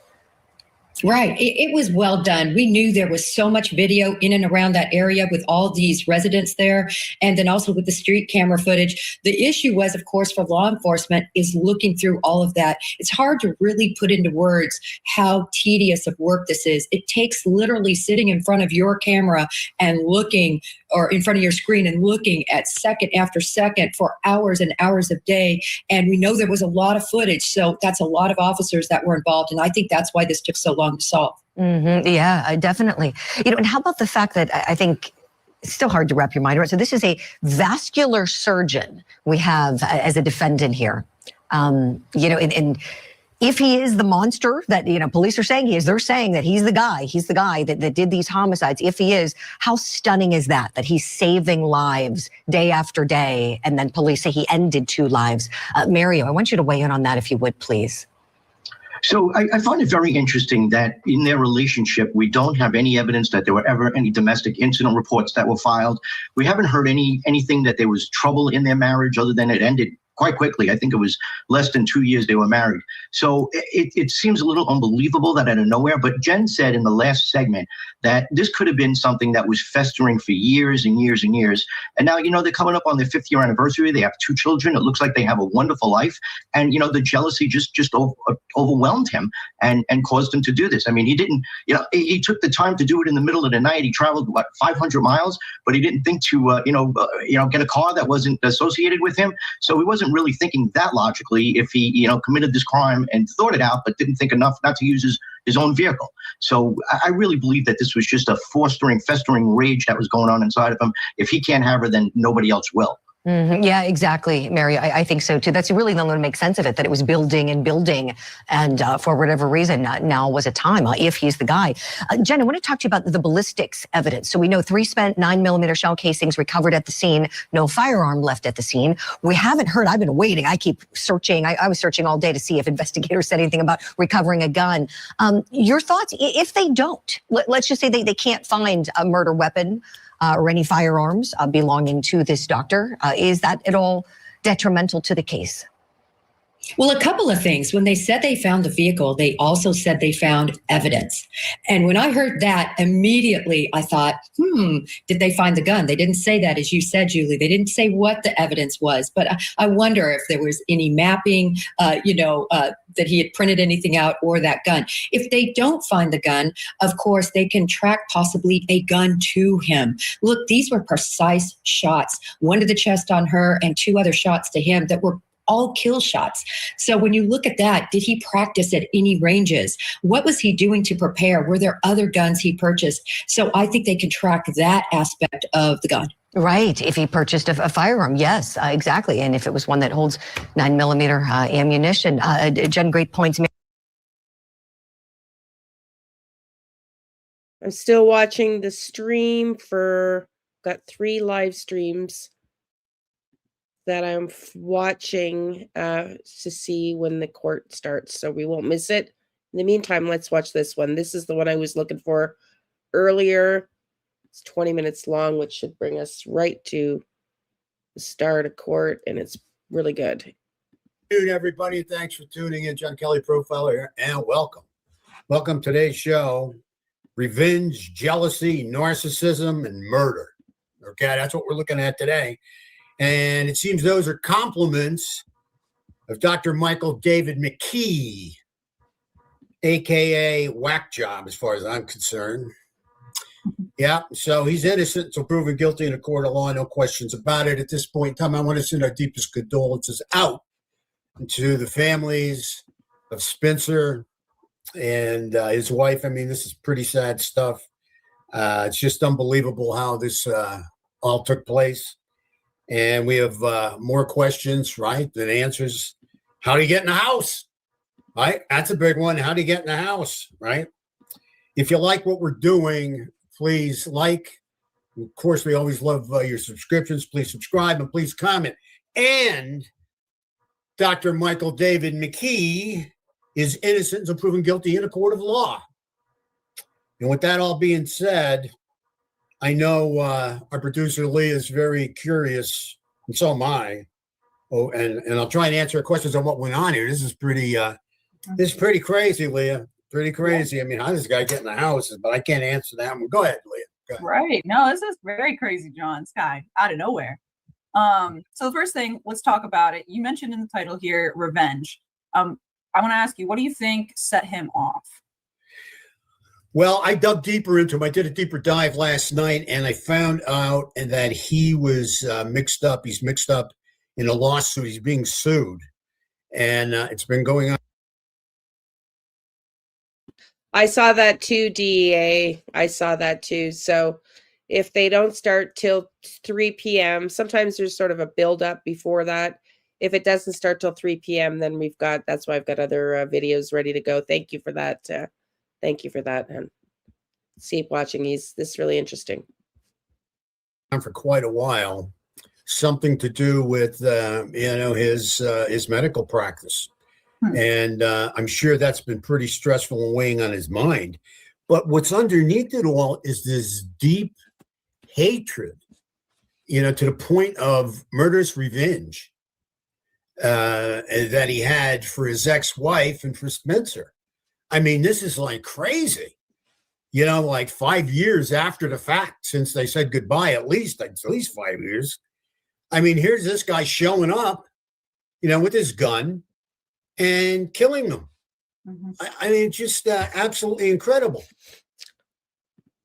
Do you think he held them hostage for a bit? And I guess, and I'm just guessing, those moments where you get your little spidey sense. I had one of those moments when I had my spidey sense. Remember when I said, I find it so interesting that they're all focusing on that Spencer, and they were right, but that Spencer was the person they wanted, that was the vengefulness towards.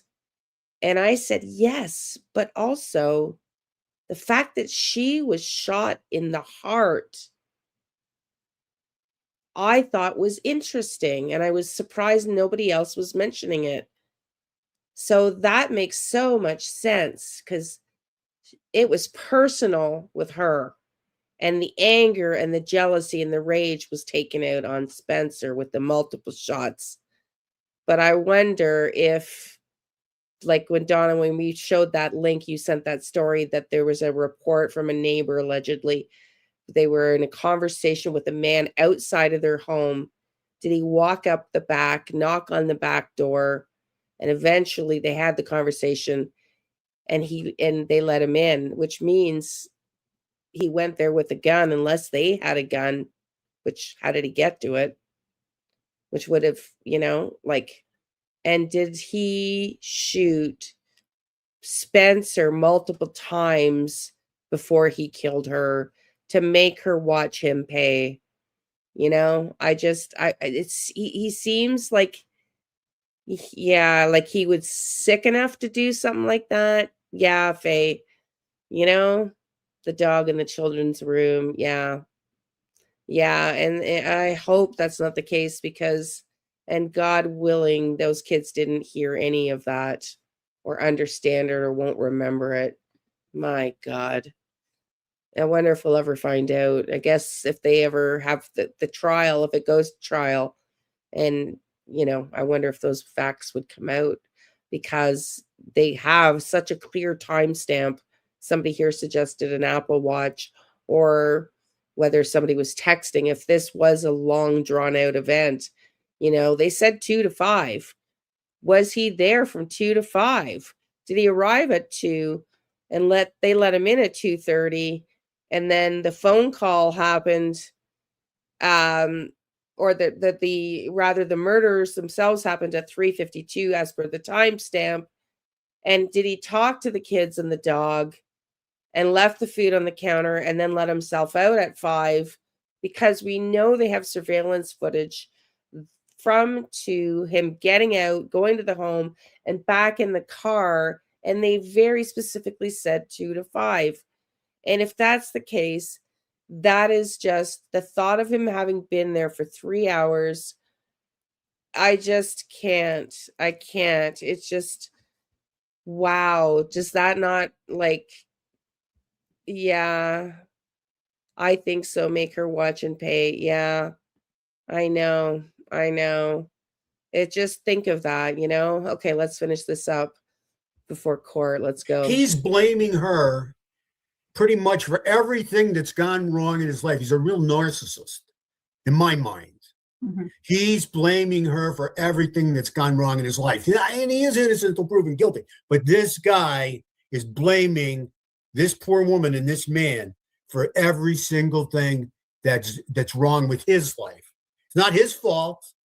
See, narcissists they deflect real quickly. Blame it on somebody else. Can't take the blame. Can't be wrong. Definitely. He dropped it on them big time. He dropped the bomb on them. There's no question about it. And it's all because of him. And he thought he was so smart, he's going to get away with it. And cops did a fantastic job. And they grabbed this guy pretty quick. Go ahead. Yeah. Okay. So speaking on the motive a little bit, what about the wedding anniversary? Weren't these two, Monique and Spencer, are going to celebrate their 5th wedding anniversary soon? Yeah. I mean, that was coming up. I think it's like January 30th or January 31st. He killed him on December 30th, I believe. So, what was he focusing on? Was that part of it? Was that part of the desperation? I mean, this guy drove all this way to come over here and kill these two loving people. This is just too crazy. And the best is you have one of the victims being a doctor of dentistry. He's a dentist, okay, and this guy here is a surgeon. I mean, what type of surgeon is he again? Isn't he like a vascular surgeon? Vascular surgeon. He's a vascular surgeon that's got looks like a pretty good lawsuit going against him and some other people. That's what happens. Everybody gets sued when there's complications in a surgery or something. I don't know what it's about, but I know he's under the hammer on a lawsuit. And I think that pressure was building up inside him too. Can't hold a relationship. I mean, I'm pretty sure he was married after her. Yeah, the guy can't keep a relationship. She only stayed with him 9 months when they were dating. Yeah. So going back to marriage. I know you had mentioned it to me, but what's the deal? She supposedly bought her own engagement ring or her Can wedding you ring believe that? for that. Oh. Is that unbelievable? I mean, yeah, I mean, this guy, you know, he obviously he didn't come up with the money because part of the divorce was she had to be reimbursed for it. She had to be reimbursed for it as part of the divorce. Okay. Wow. Yeah. That's interesting. Yeah. So, I mean, you know, engagement ring, wedding ring, she forked over. She forked over the money for these two rings. It's funny because I wonder when he became a doctor. You know, it's like, why is she the one? But side story. So, what do you make of Spencer being shot 3 times, or at least multiple times, and Monique being shot once? What does that say to you about this guy? Well, when you're talking about a vascular surgeon doing the shooting and knowing all the veins and arteries in the body, I have to believe that he wanted Spencer to suffer. He shot him 3 times. Guaranteed that Dr. Michael here really knew what he was aiming at and tried to make him suffer as much as he could. And I guess felt a little sympathy, if you will, if you call it that, because he only shot her once, shot her in the chest. And knowing his knowledge of the anatomy of the body, he probably shot her right through the heart. If it was only one shot to the chest, he knew where he was shooting. I mean, this guy knows where every organ, every vein, and every artery is.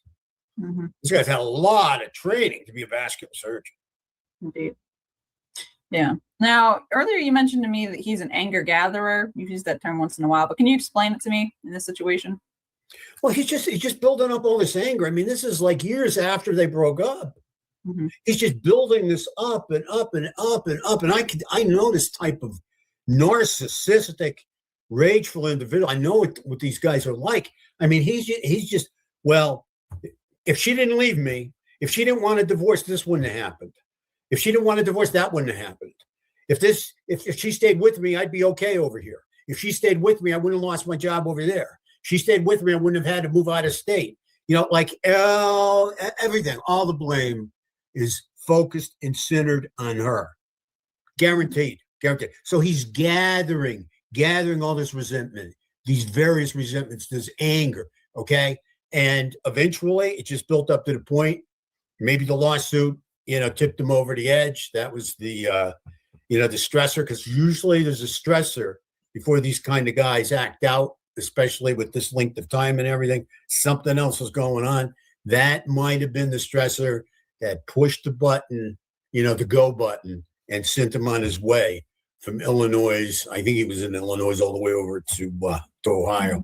It was 325 miles, 350 miles he traveled or something. Yeah. What do you make of that? Him driving all that way in the middle of the night on a cold day, on a Tuesday or whatever day it was. But I mean, this is a man that at this point in time, I believe, knows exactly what he's doing, but he is just running on volcanic rage, and he wants to give paybacks for what he believes are wrongs that she did to him that he didn't deserve. So he's running on vengeance, and this is going to be your payback.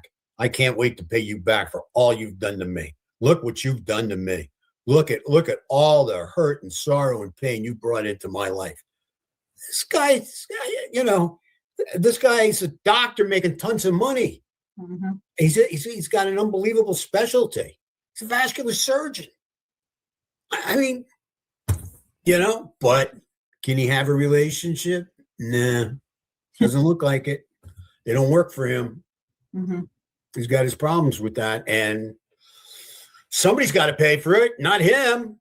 It's not his fault. They should be running to him and begging him to go out and marry him. I mean, it's everybody else's fault, not his. He's too whatever he thinks about himself. He's too wonderful. He's too good looking. He's really too narcissistic, is what he is. Indeed. Now, you talked earlier about vengeance being addictive. Oh, yeah. I mean, that's the latest research that's coming out, that it seems vengeance can be addicting as just about any drug. Seems it's extremely addicting, and the mind holds on to it because of the adrenaline rush and the stimulation of dopamine, again, in the pleasure center of the brain. So people can really hold on to vengeance and want to seek retribution and give payback for, feeling they've been wronged. Now, most people will say, look, it's not worth it. Why should I go to jail? Why should I go to jail for doing what I want to do, killing somebody or really hurting somebody or whatever? Okay. I mean, you take a look at Spencer and Monique, they're out of their pain.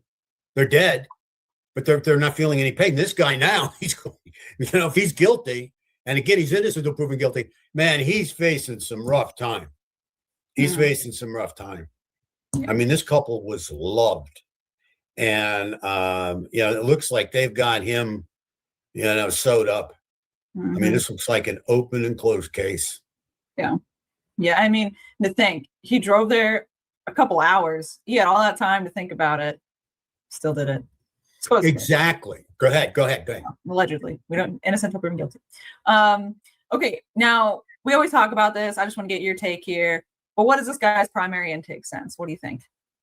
Well, this guy's extremely visual. I mean, you can't be a vascular surgeon or really any kind of surgeon, specialized in surgery if you're not a very visual person. I mean, you got to, see what you're doing. You got to know the anatomy inside and out.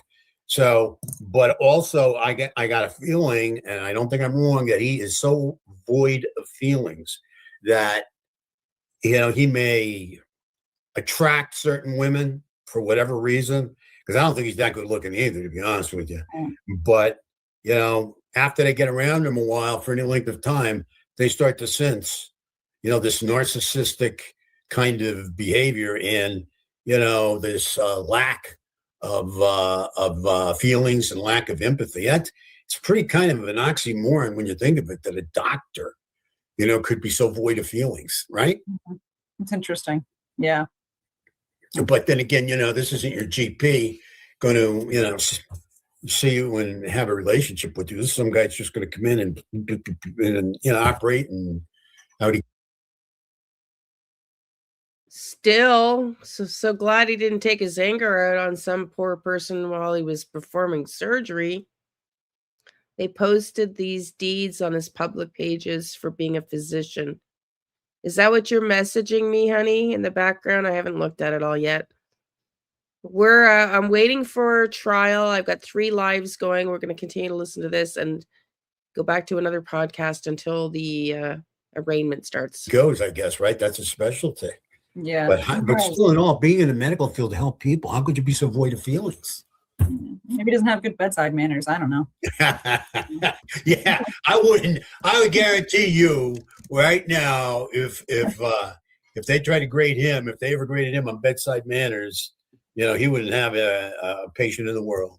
Yeah. He's just in there to do the job. Yeah, you'd think a robot's coming in the door or something. Yeah. I mean, and two, you look at his picture and he just looks dead behind the eyes. I mean, maybe it's just the picture, but he looks out of it. You picked that up. Picked that up. That's what psychopathic eyes. Psychopaths run in all different types of careers. You can be a CEO of a company. You can be a laborer in a company. You can be a street guy. You can be a manager, and you can be a doctor. They're rare because you would assume they want to help people and they have some feelings. Usually psychopaths don't do well in that kind of arena. But man, this guy here, yeah, I mean, he's really an odd one. I'll tell you, there's no question about it. And boy, did he cause so much damage. And then you have these children, and they have no mother or father. One's 3 or 4, and the other one's only like 1 year old. I mean, what did they see? What were they around? Yeah. The only good news is he didn't kill them. And he didn't kill the dog. He gave the dog a break. Yeah. But this guy definitely planned this out. How did he get into that house? That's very interesting.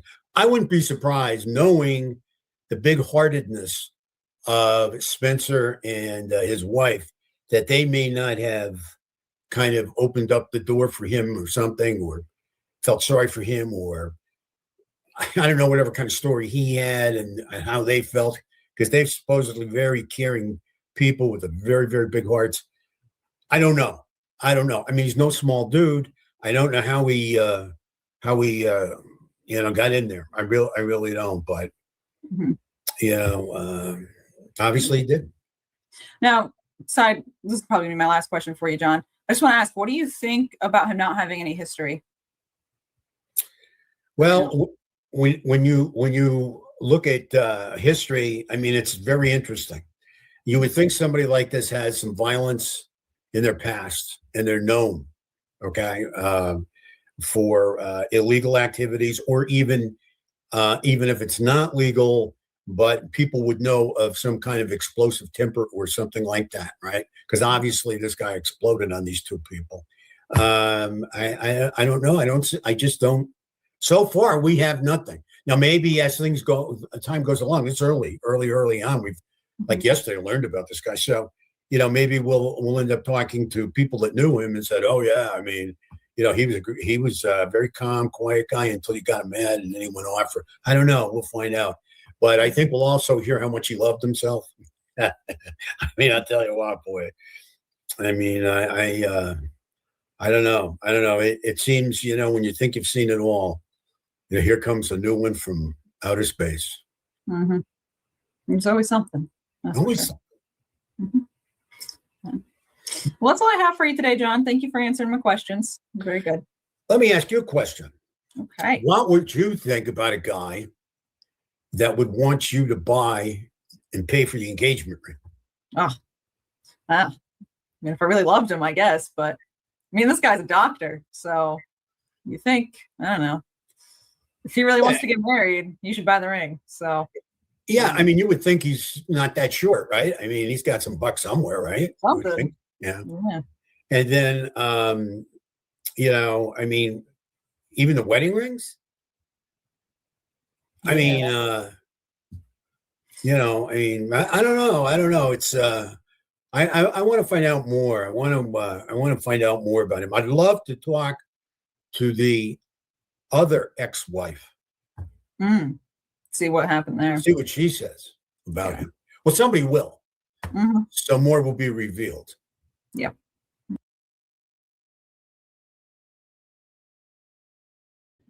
Okay, that was John Kelly Profiler. We're going to show you the quick update.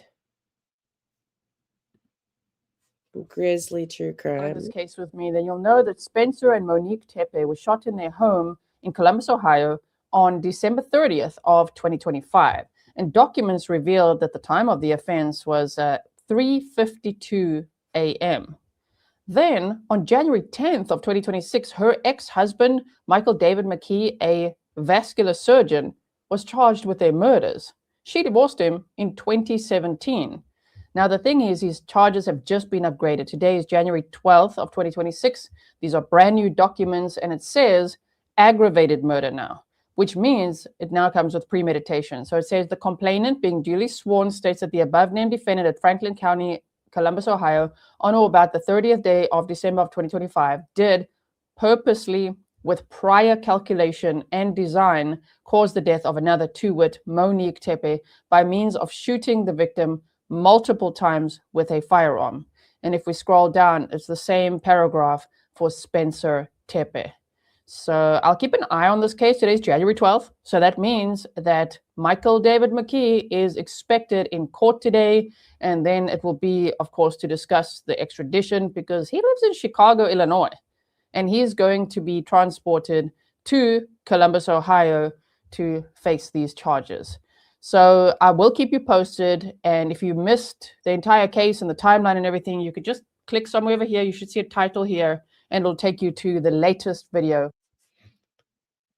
Okay, I'm going to go and check here to see what we got court, what's going on in court. We got, okay, we are not, I've got the lives up. We're not in court yet. I think someone here mentioned they noticed, and I noticed too, Court TV had 3 p.m. It was marked as 2:30 in the article, but I think it might be 3. So I'm going to keep watching, and we're going to continue on now with this podcast. You know, I know everyone wanted the arrest the same day this happened, but this is not a long time for a homicide investigation. Mike. Yeah, Bill, when you talk about victimology, we went over this before. You look at who actually are the people who are the victims of this homicide. You have a dentist, doctor, husband. You have the wife there. They've got 2 children. Who in there, you know, because you got to care an awful lot. You got to be really angry about this couple to kill the both of them. So that's a small circle of people. This isn't just like we talk about a random guy breaking in and like a burglar or somebody's flipping out on speed. No, this is a person who has a deep anger against one of these 2 people. We believed it was Dr. Tepe himself.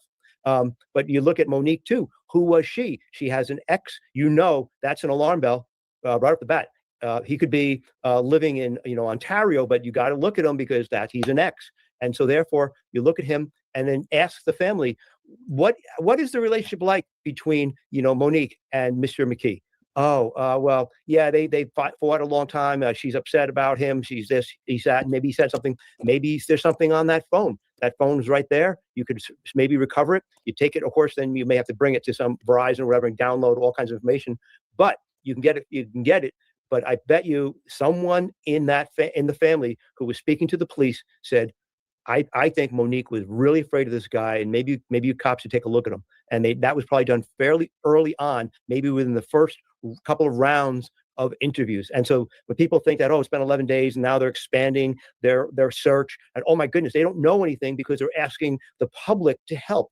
Like the public quite often thinks that the police have nothing if they're asking for help. No, they got a lot, but they want more. They want a lot more. But what they did, they probably got onto this guy, as you said, by looking at those license plates really quickly, and they pieced it all together. And now 11 days later, this is lightning speed in a homicide investigation. Fantastic work. From the chat at With Gratitude 2328, great discussion. And yes, kudos to the excellent investigative work by the Columbus, Ohio. Well, actually, you can give credit to the whole police department, but let's give the credit probably to the homicide unit that does this all the time. I mentioned in yesterday's show, they solved 100 murders last year. Even catching 100 murders is a lot. So how many did they not solve? But they solved 100. So they're not a rinky-dink police department. They are the real deal. Matt D from the chat. Apparently even smart killers forget that. Actually, we do have to give, or at least I have to give the police kudos here. They did an amazing job. It explains why they were so quiet in the interview, because they were, about to make an arrest. So let's keep watching. Keep watching, boys and girls. Hope, I got your message, but right now we're just going to focus on this case. It's hard for me back here, ladies, when you're sending me stuff while I'm in a live. Just FYI. Police have flock and other technology to catch you. Matt, they have the technology, right? And they have the know-how. And they know how to talk to people, which is, to me, one of the most important things in interview and investigation is the ability to solicit information from people. So very important. Maui Swift, good to see you, Maui. What I find peculiar is how many years ago she's married to him. Yeah, and that Maui, he's still obsessed to the point where he murders her and her husband. If in fact, he's a suspect right now, he's been arrested, a warrant's been issued. But yeah, that's a little crazy. And someone in the chat also said Michael McKee happens to be a vascular. Here you go, at Raul Thomas 007. He's a vascular surgeon, married just months to Monique. So he was obsessed. But clearly there was something wrong with their relationship if they were only married for me. Okay, hang on. I see a court scene. I'm just not sure yet if it's the right one. Hang on. No, sorry, everybody. Hang on.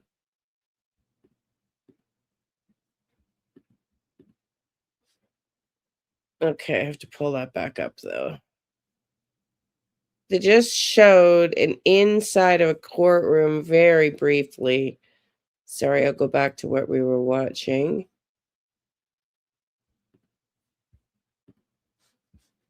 Year months, right? So yeah, something was definitely wrong with their relationship. Folks, a quick reminder, if you're looking for real crime insight and YouTube theories is just not doing it for you, this channel is different. I'm a retired NYPD homicide sergeant. Mike is a retired NYPD sergeant, an attorney, and a criminal justice professor. And on Police Off the Cuff, we analyze cases the way cops and prosecutors do, what matters, what doesn't, and what the internet gets wrong. If that's the perspective you want, subscribe now, because this isn't entertainment. This is experience. And folks, I'd also just like to mention that the Police Off the Cuff podcast is sponsored by FanDuel on the Believe Network. So yeah, I'm just ecstatic about the fact that there is an arrest in this case. And, again, he's innocent until proven guilty, because when I don't say that, you can imagine how I get eviscerated by all these people that called us stupid for writing down license plate numbers. That's how this case was just solved. Stupid that made that comment. I don't know. I'm like a child. I'm doing I told you so. And I'm okay. You called us stupid. Okay, that's okay. We're stupid. And so was the Columbus, Ohio police that used that technique I spoke about to solve this case. They're stupid too. But I am thrilled. I mean, the family has to be ecstatic. So many people will point fingers at members of the family. And when we all are not privy to the inside information, and especially the mainstream media, the press, they get frustrated. And what do? They start making things up. We don't make things up. They start making things up, or they put more emphasis on things that mean absolutely nothing. And look at this. What did the Columbus, Ohio Homicide Unit do? They did it by the numbers. They did it by the book. They pounded the pavement. They probably looked at countless hours of video. They came up with that license plate. Investigation, that's what it is, an art and a science. And happy to say, for those that are just tuning in, an arrest warrant was issued to Michael David McKee, the ex-husband of Monique Tepe, and he will be brought back at some point to Columbus, Ohio to answer to these charges, unless he waives extradition, which he probably won't do voluntarily. It'll probably take a month or more for him to be extradited back to Columbus, but the warrant has been issued, and it's a great thing. Mike? Yeah, Bill, I've mentioned this before. People think, the cops, they're imbeciles, whatever. They're low wattage bulbs. But the truth is, police, especially a homicide unit, they do this for a living. This is how they feed their family. If you're a criminal and you commit a homicide, you're playing by homicide detectives' rules. You're playing on their home court. They have the home field advantage. So you could be a vascular surgeon, you could be a nuclear physicist, and you could be the smartest person going. But the fact is, you're playing on their court, and you're going to get caught. And that's the way it goes. This person may have been a very, very bright guy, but the fact is, he's warped in the head. He's jealous, perhaps. There's some sort of tremendous animosity between he and his ex-wife, and he thought he was being slick, and he got caught. He got caught like everybody else gets caught, because the homicide detectives are the best in the police department. That's why they're doing homicides. Absolutely. From the Ashland County newspaper, this is the headline: ex-husband charged with murder in the deaths of Wineland Park couple.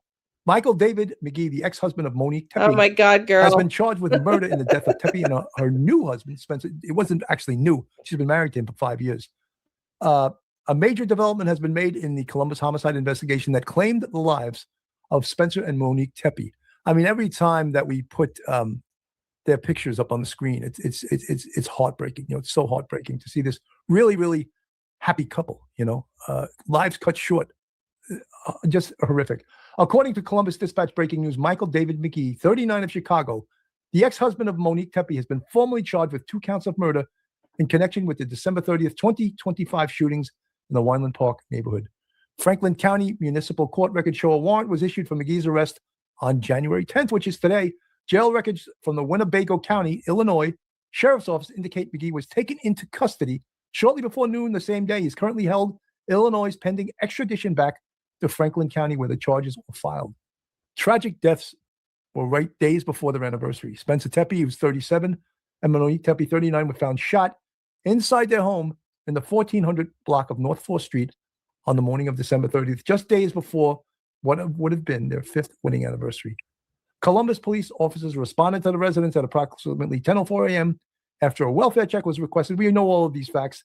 The couple's 2 young children, both under the age of 5, were also found inside the home and were physically unharmed, a detail that has weighed heavily on investigators and the community alike. So just absolutely horrific situation. And everyone remember in the beginning, everyone thought it was a home invasion. I wonder, I would wonder now, and hopefully we'll find this out. How did he knock on the door and did they let him in? Yeah, that's the weird thing, because I don't think they moved into that house. I think they weren't in that house very long, is my guess, because it looks really brand new, like they've really done it up. Did he have? Maybe he had a small pry bar. Maybe he got in through a basement window. I'm not sure, but yeah, he just definitely did not have that code. Absolutely. If she was nervous about this guy enough to tell people, and I can't substantiate that 100%, but we believe so, and that maybe he was a jealous kind of person, vindictive kind of person. He did not have that code, but maybe he had some sort of, like burglar's tools, large screwdrivers and things like that. Maybe bust into a small thing, but it was never revealed by the police how that happened. I mean, they know how he got in, but they've never revealed it. Hopefully we'll hear about it in the next week or two as, we get more and more information, but that is kind of strange. But he definitely had actually bust in somehow. Mike, one of the things, and New York is one of the states that has a weird law. Once you file an arrest warrant in New York State, the defendant has an absolute right to counsel. So you can't interview him. That's why New York City, we would never get arrest. Well, I shouldn't say never, but very rarely get arrest warrants. And when we went to other states, they would be very nervous about helping us, because if something went really bad, like they shoot the perp, what were they going to say? Wait a minute, they don't even have an arrest warrant. You don't even have any proof that this guy's wanted. What do you have? You don't even have probable. You don't know. You're trying to get a statement from him. I don't know if that's the law in Columbus, Ohio, because most states it's not the law. That's a weird thing in New York State. So, as I said, I'll repeat: in New York State, once you draw up an arrest warrant, the defendant has an absolute right to counsel. So you cannot interview him or her. I don't know any other state that has that but New York. Do you know any more about that? I think they also have that in California. Several states do, because what it is once you file and you get a arrest warrant for somebody, that's an accusatory instrument. And so it's no longer an investigation where you're talking to somebody and you got a Terry stop, or you bring somebody and you talk to them, at their job, whatever, and you don't have to give them Miranda, or you do Mirandize them and they waive Miranda in an interrogation. But once you officially file an accusatory instrument against a criminal suspect, that is now an adversarial proceeding, a legal adversarial proceeding, and therefore, they have the right to an attorney. So they will be, an attorney will be made available, and he'll be given his Miranda rights right in front of the attorney, and he won't waive at all, because the attorney is going to be like, no, we're not saying a word. It makes it difficult, as you say, but because a lot of other departments in other states may not do that. It's a step that, a couple of states do.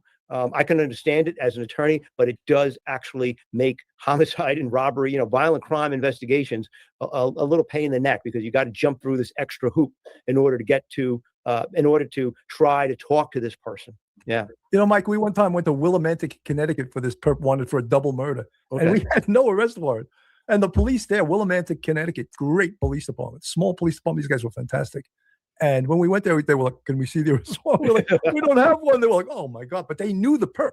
The guy. I locked one of the cops. I locked him up for buying heroin. Blah blah blah. We said, "Great." So we're just looking for him, and he's wanted for a double. But then we just explained the law to them as we knew it in New York, and they were sort of a little bit nervous coming out with us. But they did it anyway. But anyway, from the chat, Cheryl, she was only married to him for 7 months and divorced him in 2017. Thank you, Cheryl. Thank you.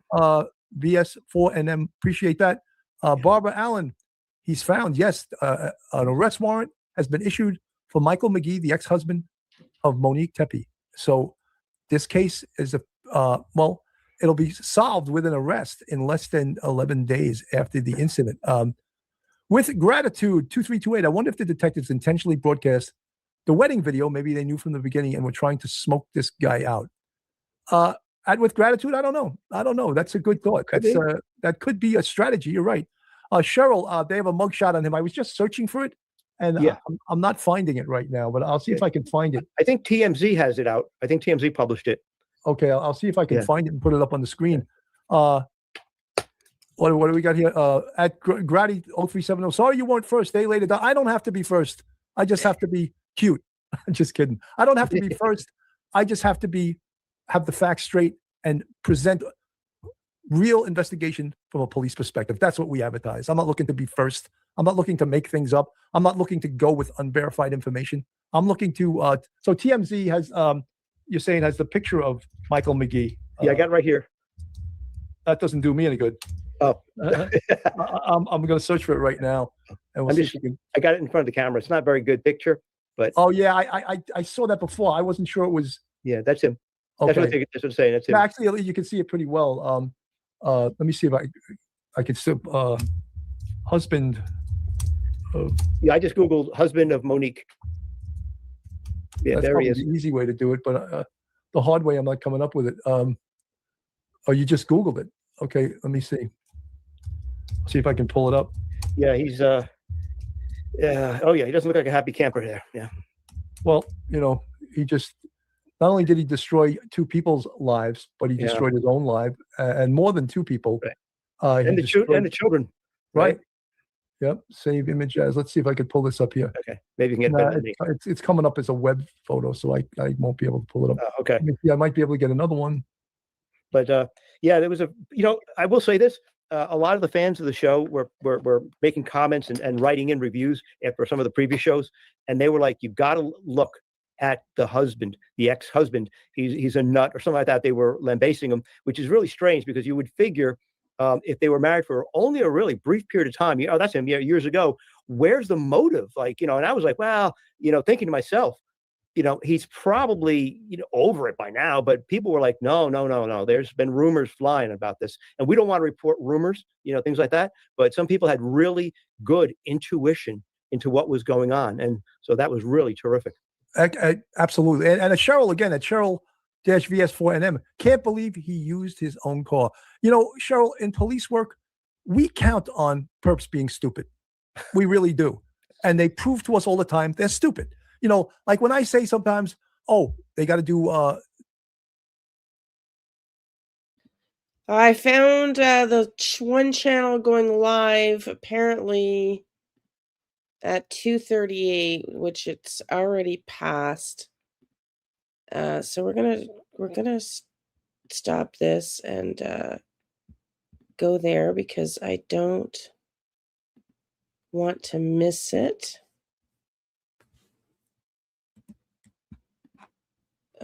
So just waiting for a minute or two. Hopefully they're not that late. I have been looking for all of on all the lives. This is the local news station. What do you guys think? It's going to be 10 minutes in and out. Donna, sweetie, I saw all that stuff you sent. I will play that tomorrow, if that's okay, because I wanted to just do what we did today, show the coverage, the courtroom, and then we'll keep covering it this week. So we'll get more go through more details this week. I'm pretty sure we're going to talk about this Tepe case all week. Going to add Lily and Jack back in, of course, and Gus Lamont probably, and maybe a new case towards the end of the week. So tomorrow back at 11 a.m. Eastern, please, everybody. So love this new direction. Even the people that are at work and watching and not chatting really enjoy knowing that we got you watching in the weeds. Excuse me. So I'll go through that stuff tomorrow, my dear. So thank you for sending me that. The children are from his new husband. Was the children the ex-husband's kids or the new oh yeah, the new husband. Yes, everybody, please hit the thumbs up. Well, okay. They're starting late, obviously. They are supposed to be broadcasting locally in the courthouse here So I'm going to just remove that, and we will put another one. We'll just keep watching this until it's live. Okay, everybody? They got to do a geofencing to track his phone. So many people in the chat go, he would never carry his phone. No, believe me, idiots still do. Look at Brian Kohlberger. He had his phone with him. He turned it off. That was really important evidence. And he had it. It showed he turned it off because he was trying to thwart the investigation. So as I said, in policing, we count on perps to be stupid, and they never disappoint us. Mike? Yeah, if you think about it, Brian Kohlberger, he murdered 4 people. He used his own vehicle. He had his phone in his pocket. He turns it off. And, you know, when he left Washington University, he's caught on video by cameras leaving, because they have cameras all over the campus, obviously. And he gets caught on camera going back. And when you figure out the time frame, it's a perfect time frame. And he turns his phone back on. You know, you just wonder. But even a very smart person like the doctor, or a smart person like Kohlberger, who's in a graduate program, it doesn't matter. They get and they forget this, you know, this little thing here, and it's a global positioning system, you know, in their pocket, and they forget, and they got their own car. Why would you bring your own car to a criminal act? But they're not thinking. They just are tunnel vision. To me, it's tunnel vision, getting the job done, and they don't think about all these little things. God bless them, because if they're dumb, that's fantastic. The dumber they are, the more we like them, right? That's right. At Kanimara Heather 5040. Thank you for your excellent coverage. Terribly sad outcome, taken far too soon. Yes, the murders were horrible, but this is a good day for the Columbus, Ohio Homicide Squad, for the Columbus, Ohio Police, and for the Columbus, Ohio community. That at Truth in Melody, I don't know who you're referring to. They're incompetent, but if you're referring to the Columbus, Ohio Police, obviously they're not incompetent. They just made a big arrest. They just did a great job on this investigation. All the media, all the news stations were barking up the wrong tree, right? They're all talking about that December 17th call. Again, I want to also say I agree. I think they did an outstanding job. They kept it close to the vest. They made a pretty quick arrest, especially considering all of the potential theories as we discussed on this channel here. Of the woman calling that someone was knocking at a door a few doors down from the Tepes. They were talking about the 911 call that came from inside a domestic violence, and that it turned out it didn't even come from inside the Tepes home. Right. So all of those things that the media was throwing out there as the smoking gun, they got it. It was all false. And that's why we don't go with that shit. We wait till it's verified, because we know that much of the stuff that is put out there will turn out not to be true, you know? Actually, I do want to just correct that, because I thought we read a statement here from the police admitting that did come from their home, however, specifying that it was not Monique Tepe. So I think that's a mistake. I think they actually did confirm that did come from the home, but nonetheless, let's keep listening. At Jill Lamb 199, well, she actually hired a private judge to expedite the divorce. He didn't want the divorce, though. Truth and Melody, at Truth and Melody, I live here, so I know. I don't know. What are you the same one that said they're incompetent? Well, obviously the Columbus Police Department Homicide Unit solved 100 murders last year. That's not indicative of being incompetent. Trust me. Be more like Nikki. Nikki, the ex-husband has been arrested. That's why we're live. We've been on the air for 36 minutes, 39 seconds to tell you guys that, but thank you. Thanks for reminding us that. At Barbara Allen -P3Q, I live in Columbus. I knew they would. Well, good. I'm glad people are giving kudos to the Columbus, Ohio Homicide Squad. Fantastic job. And you know something? I hope one of the things, Mike and I are both teachers. I'm actually an ex-college professor. I did it for 10 and a half years. Mike is still a current college professor. In addition to having a law degree, we like to teach people things. We like this show for us to give our knowledge out to people and our experience to let you know how things are done in the homicide investigation world. And I like it. There's nothing I like more when people get back to me and say, thank you so much. I learned so much from watching your show. Well, thank you. Thank you for saying that. We really appreciate that. And look, I take the posture that in life, we are all students. And the day you stop being a student is the day you stop learning. And I will be a student till the day I die. And if I can share my knowledge and my wisdom and my education in my experience with you, I'm more than happy to do it. Mike. Yeah, same thing. Working in law enforcement in uniform as I did, and then you worked in homicide. You see life and you see the best of people and you see the worst of people and how they can treat each other.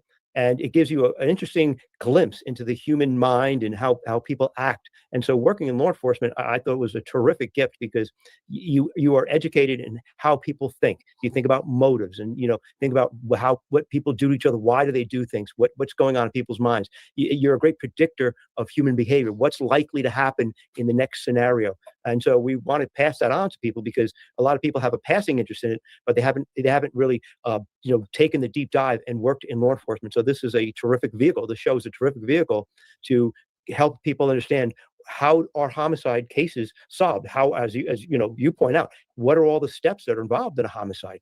You can't look to CSI. That's all just Hollywood stuff. That doesn't make sense sometimes. But this is the real deal. Well, Mike, there's also something out there called the CSI effect. Yes. And the CSI effect is something that was sort of developed by TV stations and TV shows showing things on TV that were impossible to do. That's right. And so when people get on juries, they're thinking there's an easy button. They did it on, true crime stories. They did it on this forensic files. Okay, I'm looking in the background for the lives because it's 3:00. I don't see it yet. Got 4 different lives up.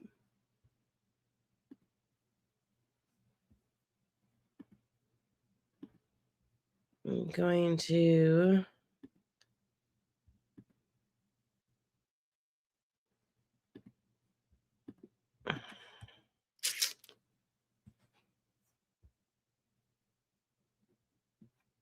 if anybody finds it, let me know, please.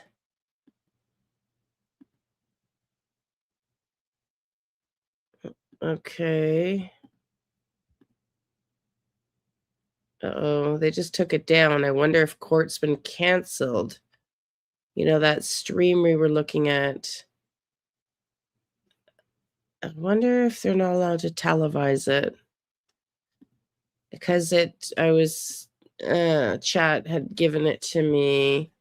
Okay, let me just BNS 10 TV. Let me see what's going on. YouTube just took down their live stream of court appearance. Not finding it anywhere. Okay, let's see.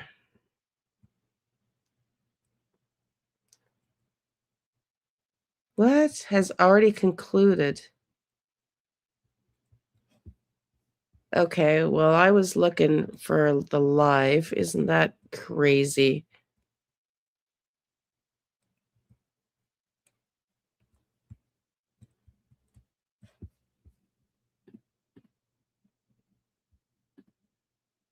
Hang on.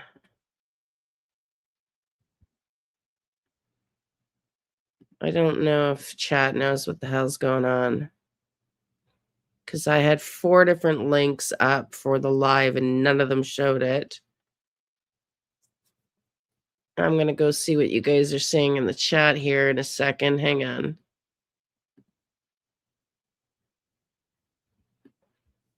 Okay, let's see if they play it. It's opening.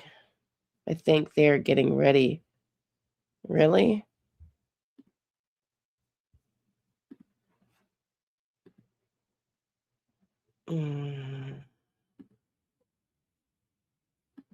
No.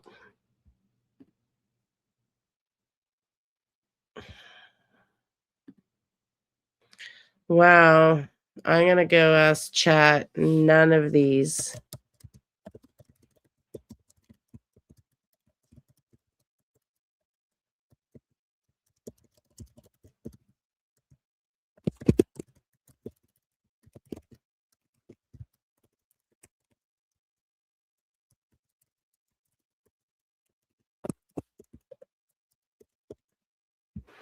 I don't know what's going on. Let's see what you guys are saying. The reason you have not seen a live video stream of Michael David McKee's appearance is that it concluded very quickly because he chose to waive his right to an extradition hearing. It was a brief procedural matter rather than a full hearing. Okay, let's go. I don't know, man. Let's go watch this. I don't think they actually did a live stream. I think they just did it. Court TV was going to show it. Yeah. Let's go watch. Well, that's a disappointment. But let's watch and see.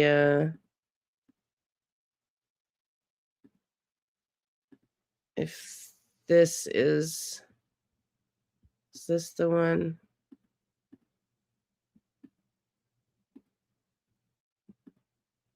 No. Columbus police found Monique and Spencer Tepe dead inside their home in the Wineland Park neighborhood. Tonight, Columbus police tell us that Monique Tepe's ex-husband, Michael McKee, now faces murder charges accused in their deaths. Thanks for joining us tonight. I'm Colin Dorsey. Now, since this happened December 30th, police asked for any video or photos which could help them piece I got together it. what happened. Then, police got a hold of a surveillance video changing everything. 10 TV's Chris McFarland joins us live from Columbus Police Headquarters with the latest. Jesus, where am I? Colin, yeah, we know that this case has gained attention nationwide, and it took a major turn 11 days after the murders. Now, records say... Okay, stop sharing.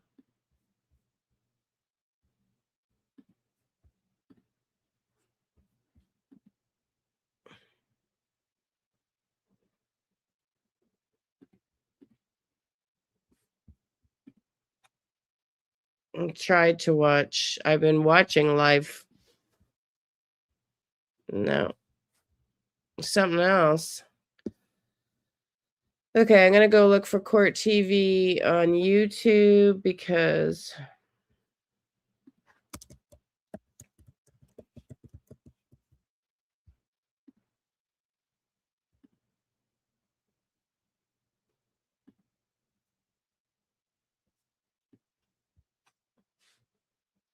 no, live they are doing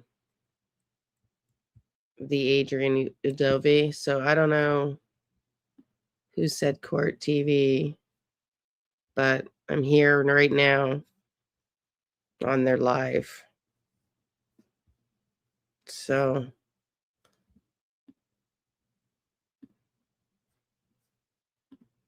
I don't think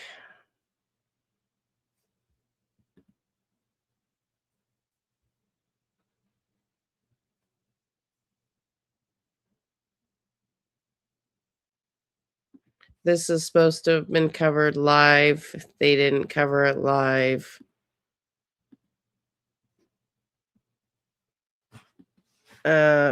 Please.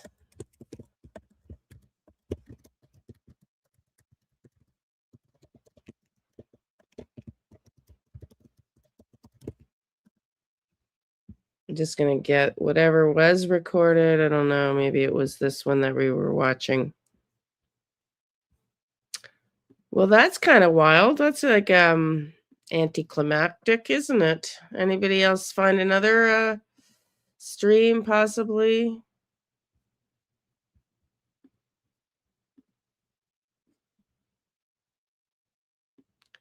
Here's a video summary. Apparently.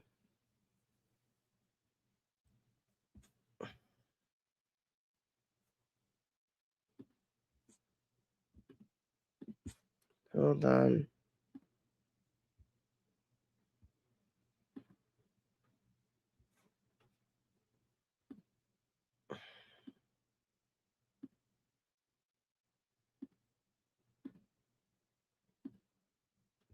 Yeah, apparently it's the one we were watching.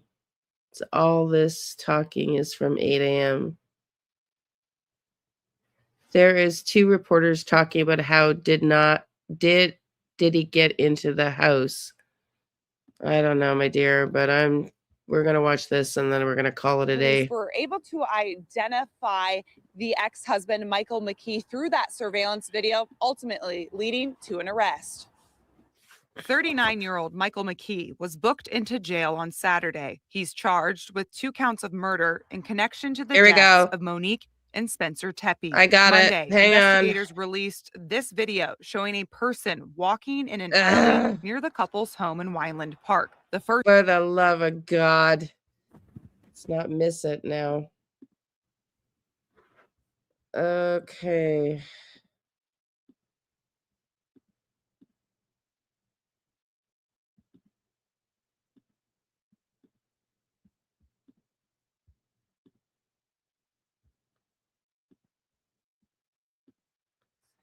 Okay. Hang on. It was just a recap, y'all. Court TV on my TV is mentioned murders. Yeah, exactly. So I don't know, y'all. There, we got a little clip. There he is in court. That's the recap.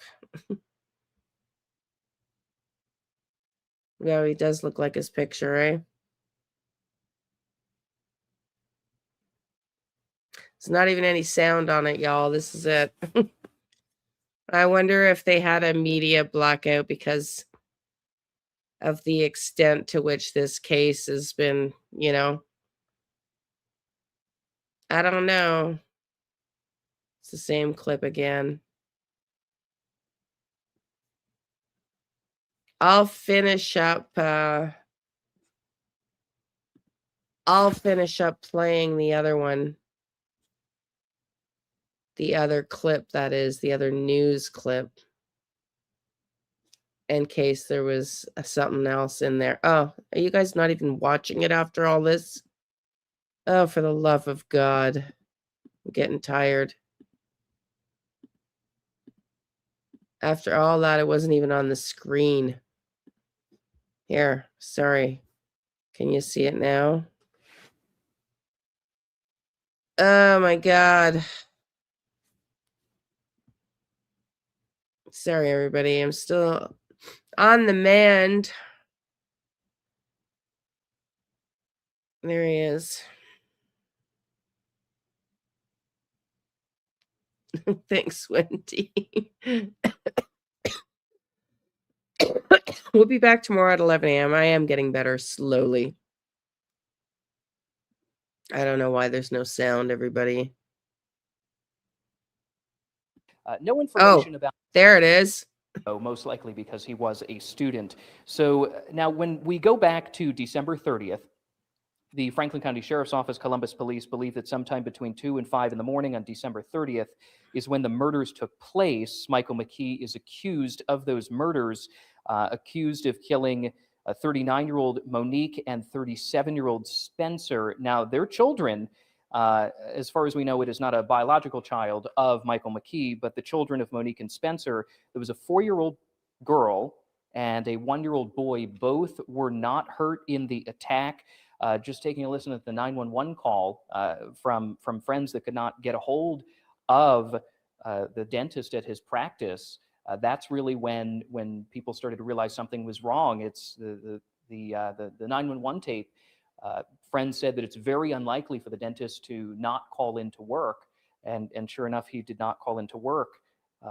Now, we do know that Michael McKee, he is still here in the Winnebago County Justice Center within the jail portion of it. At some point in time, we're still not 100% sure of when either the Franklin County Sheriffs in Ohio or the Winnebago County Sheriffs will work together here in Illinois to ultimately extradite Michael back to the state of Ohio for his case.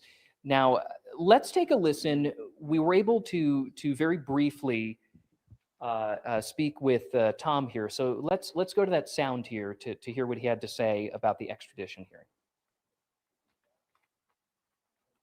The order was for,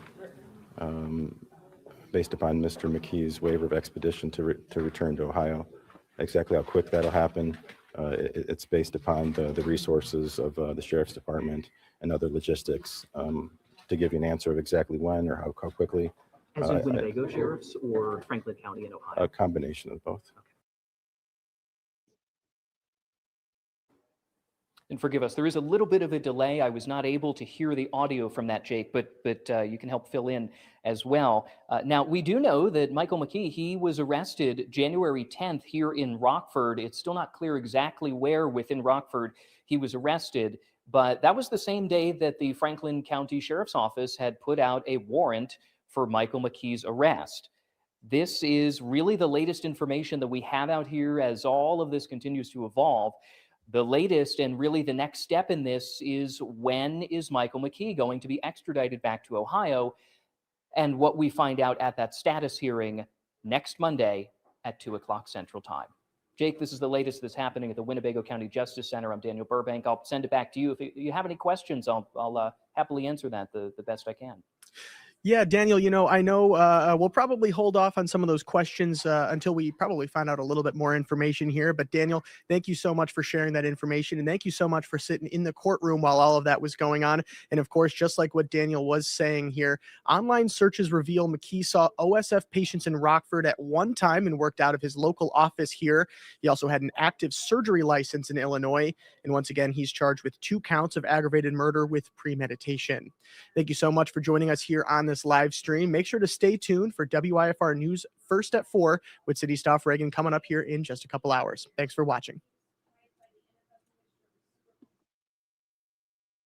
Okay. There we go. We got the live stream. Whoops. We caught the live stream. So Monday, he will be back in court Monday at 2 p.m. Yeah, he's being extradited to Ohio. He's not going to challenge that. And next Monday at 2 p.m. And that itself will also be very 10 minutes. But so it's, yeah, we didn't get to see much. It wasn't, and it never is at this time in the process. It's always a very in and out thing, but was even less, there was even less live inside the courthouse than I expected. But we'll have to see. We'll have to see what happens when they do get to court, if they're going to televise it. But thank you, everybody, for being here. I'm going to go get some rest. I need to actually start doing some dishes because, yeah, my house looks pretty rotten. So we will see you tomorrow. We're going to cover more Tepe, Gus Lemma, and Jack and Lily. I think I'm going to do Jack and Lily. I don't want to promise that. I think I have to take some time to do some research on what to do next on Jack and Lily. But yeah, and let me know. Let me know if you, I'll post a survey up what you'd like to watch. If there's another case you have in mind, I'll post on the page. And we'll see you tomorrow. Everybody at 11 a.m. Eastern, love and light. Cheers. Thank you for being here, everybody. Thank you to the beautiful mods for joining today. And yeah, we will most definitely do more Tepe deep dive and watch some deep dive conversations. And I definitely want to go to Gus Lemma. So we'll talk tomorrow. Bye, everybody. Thank you, Marie.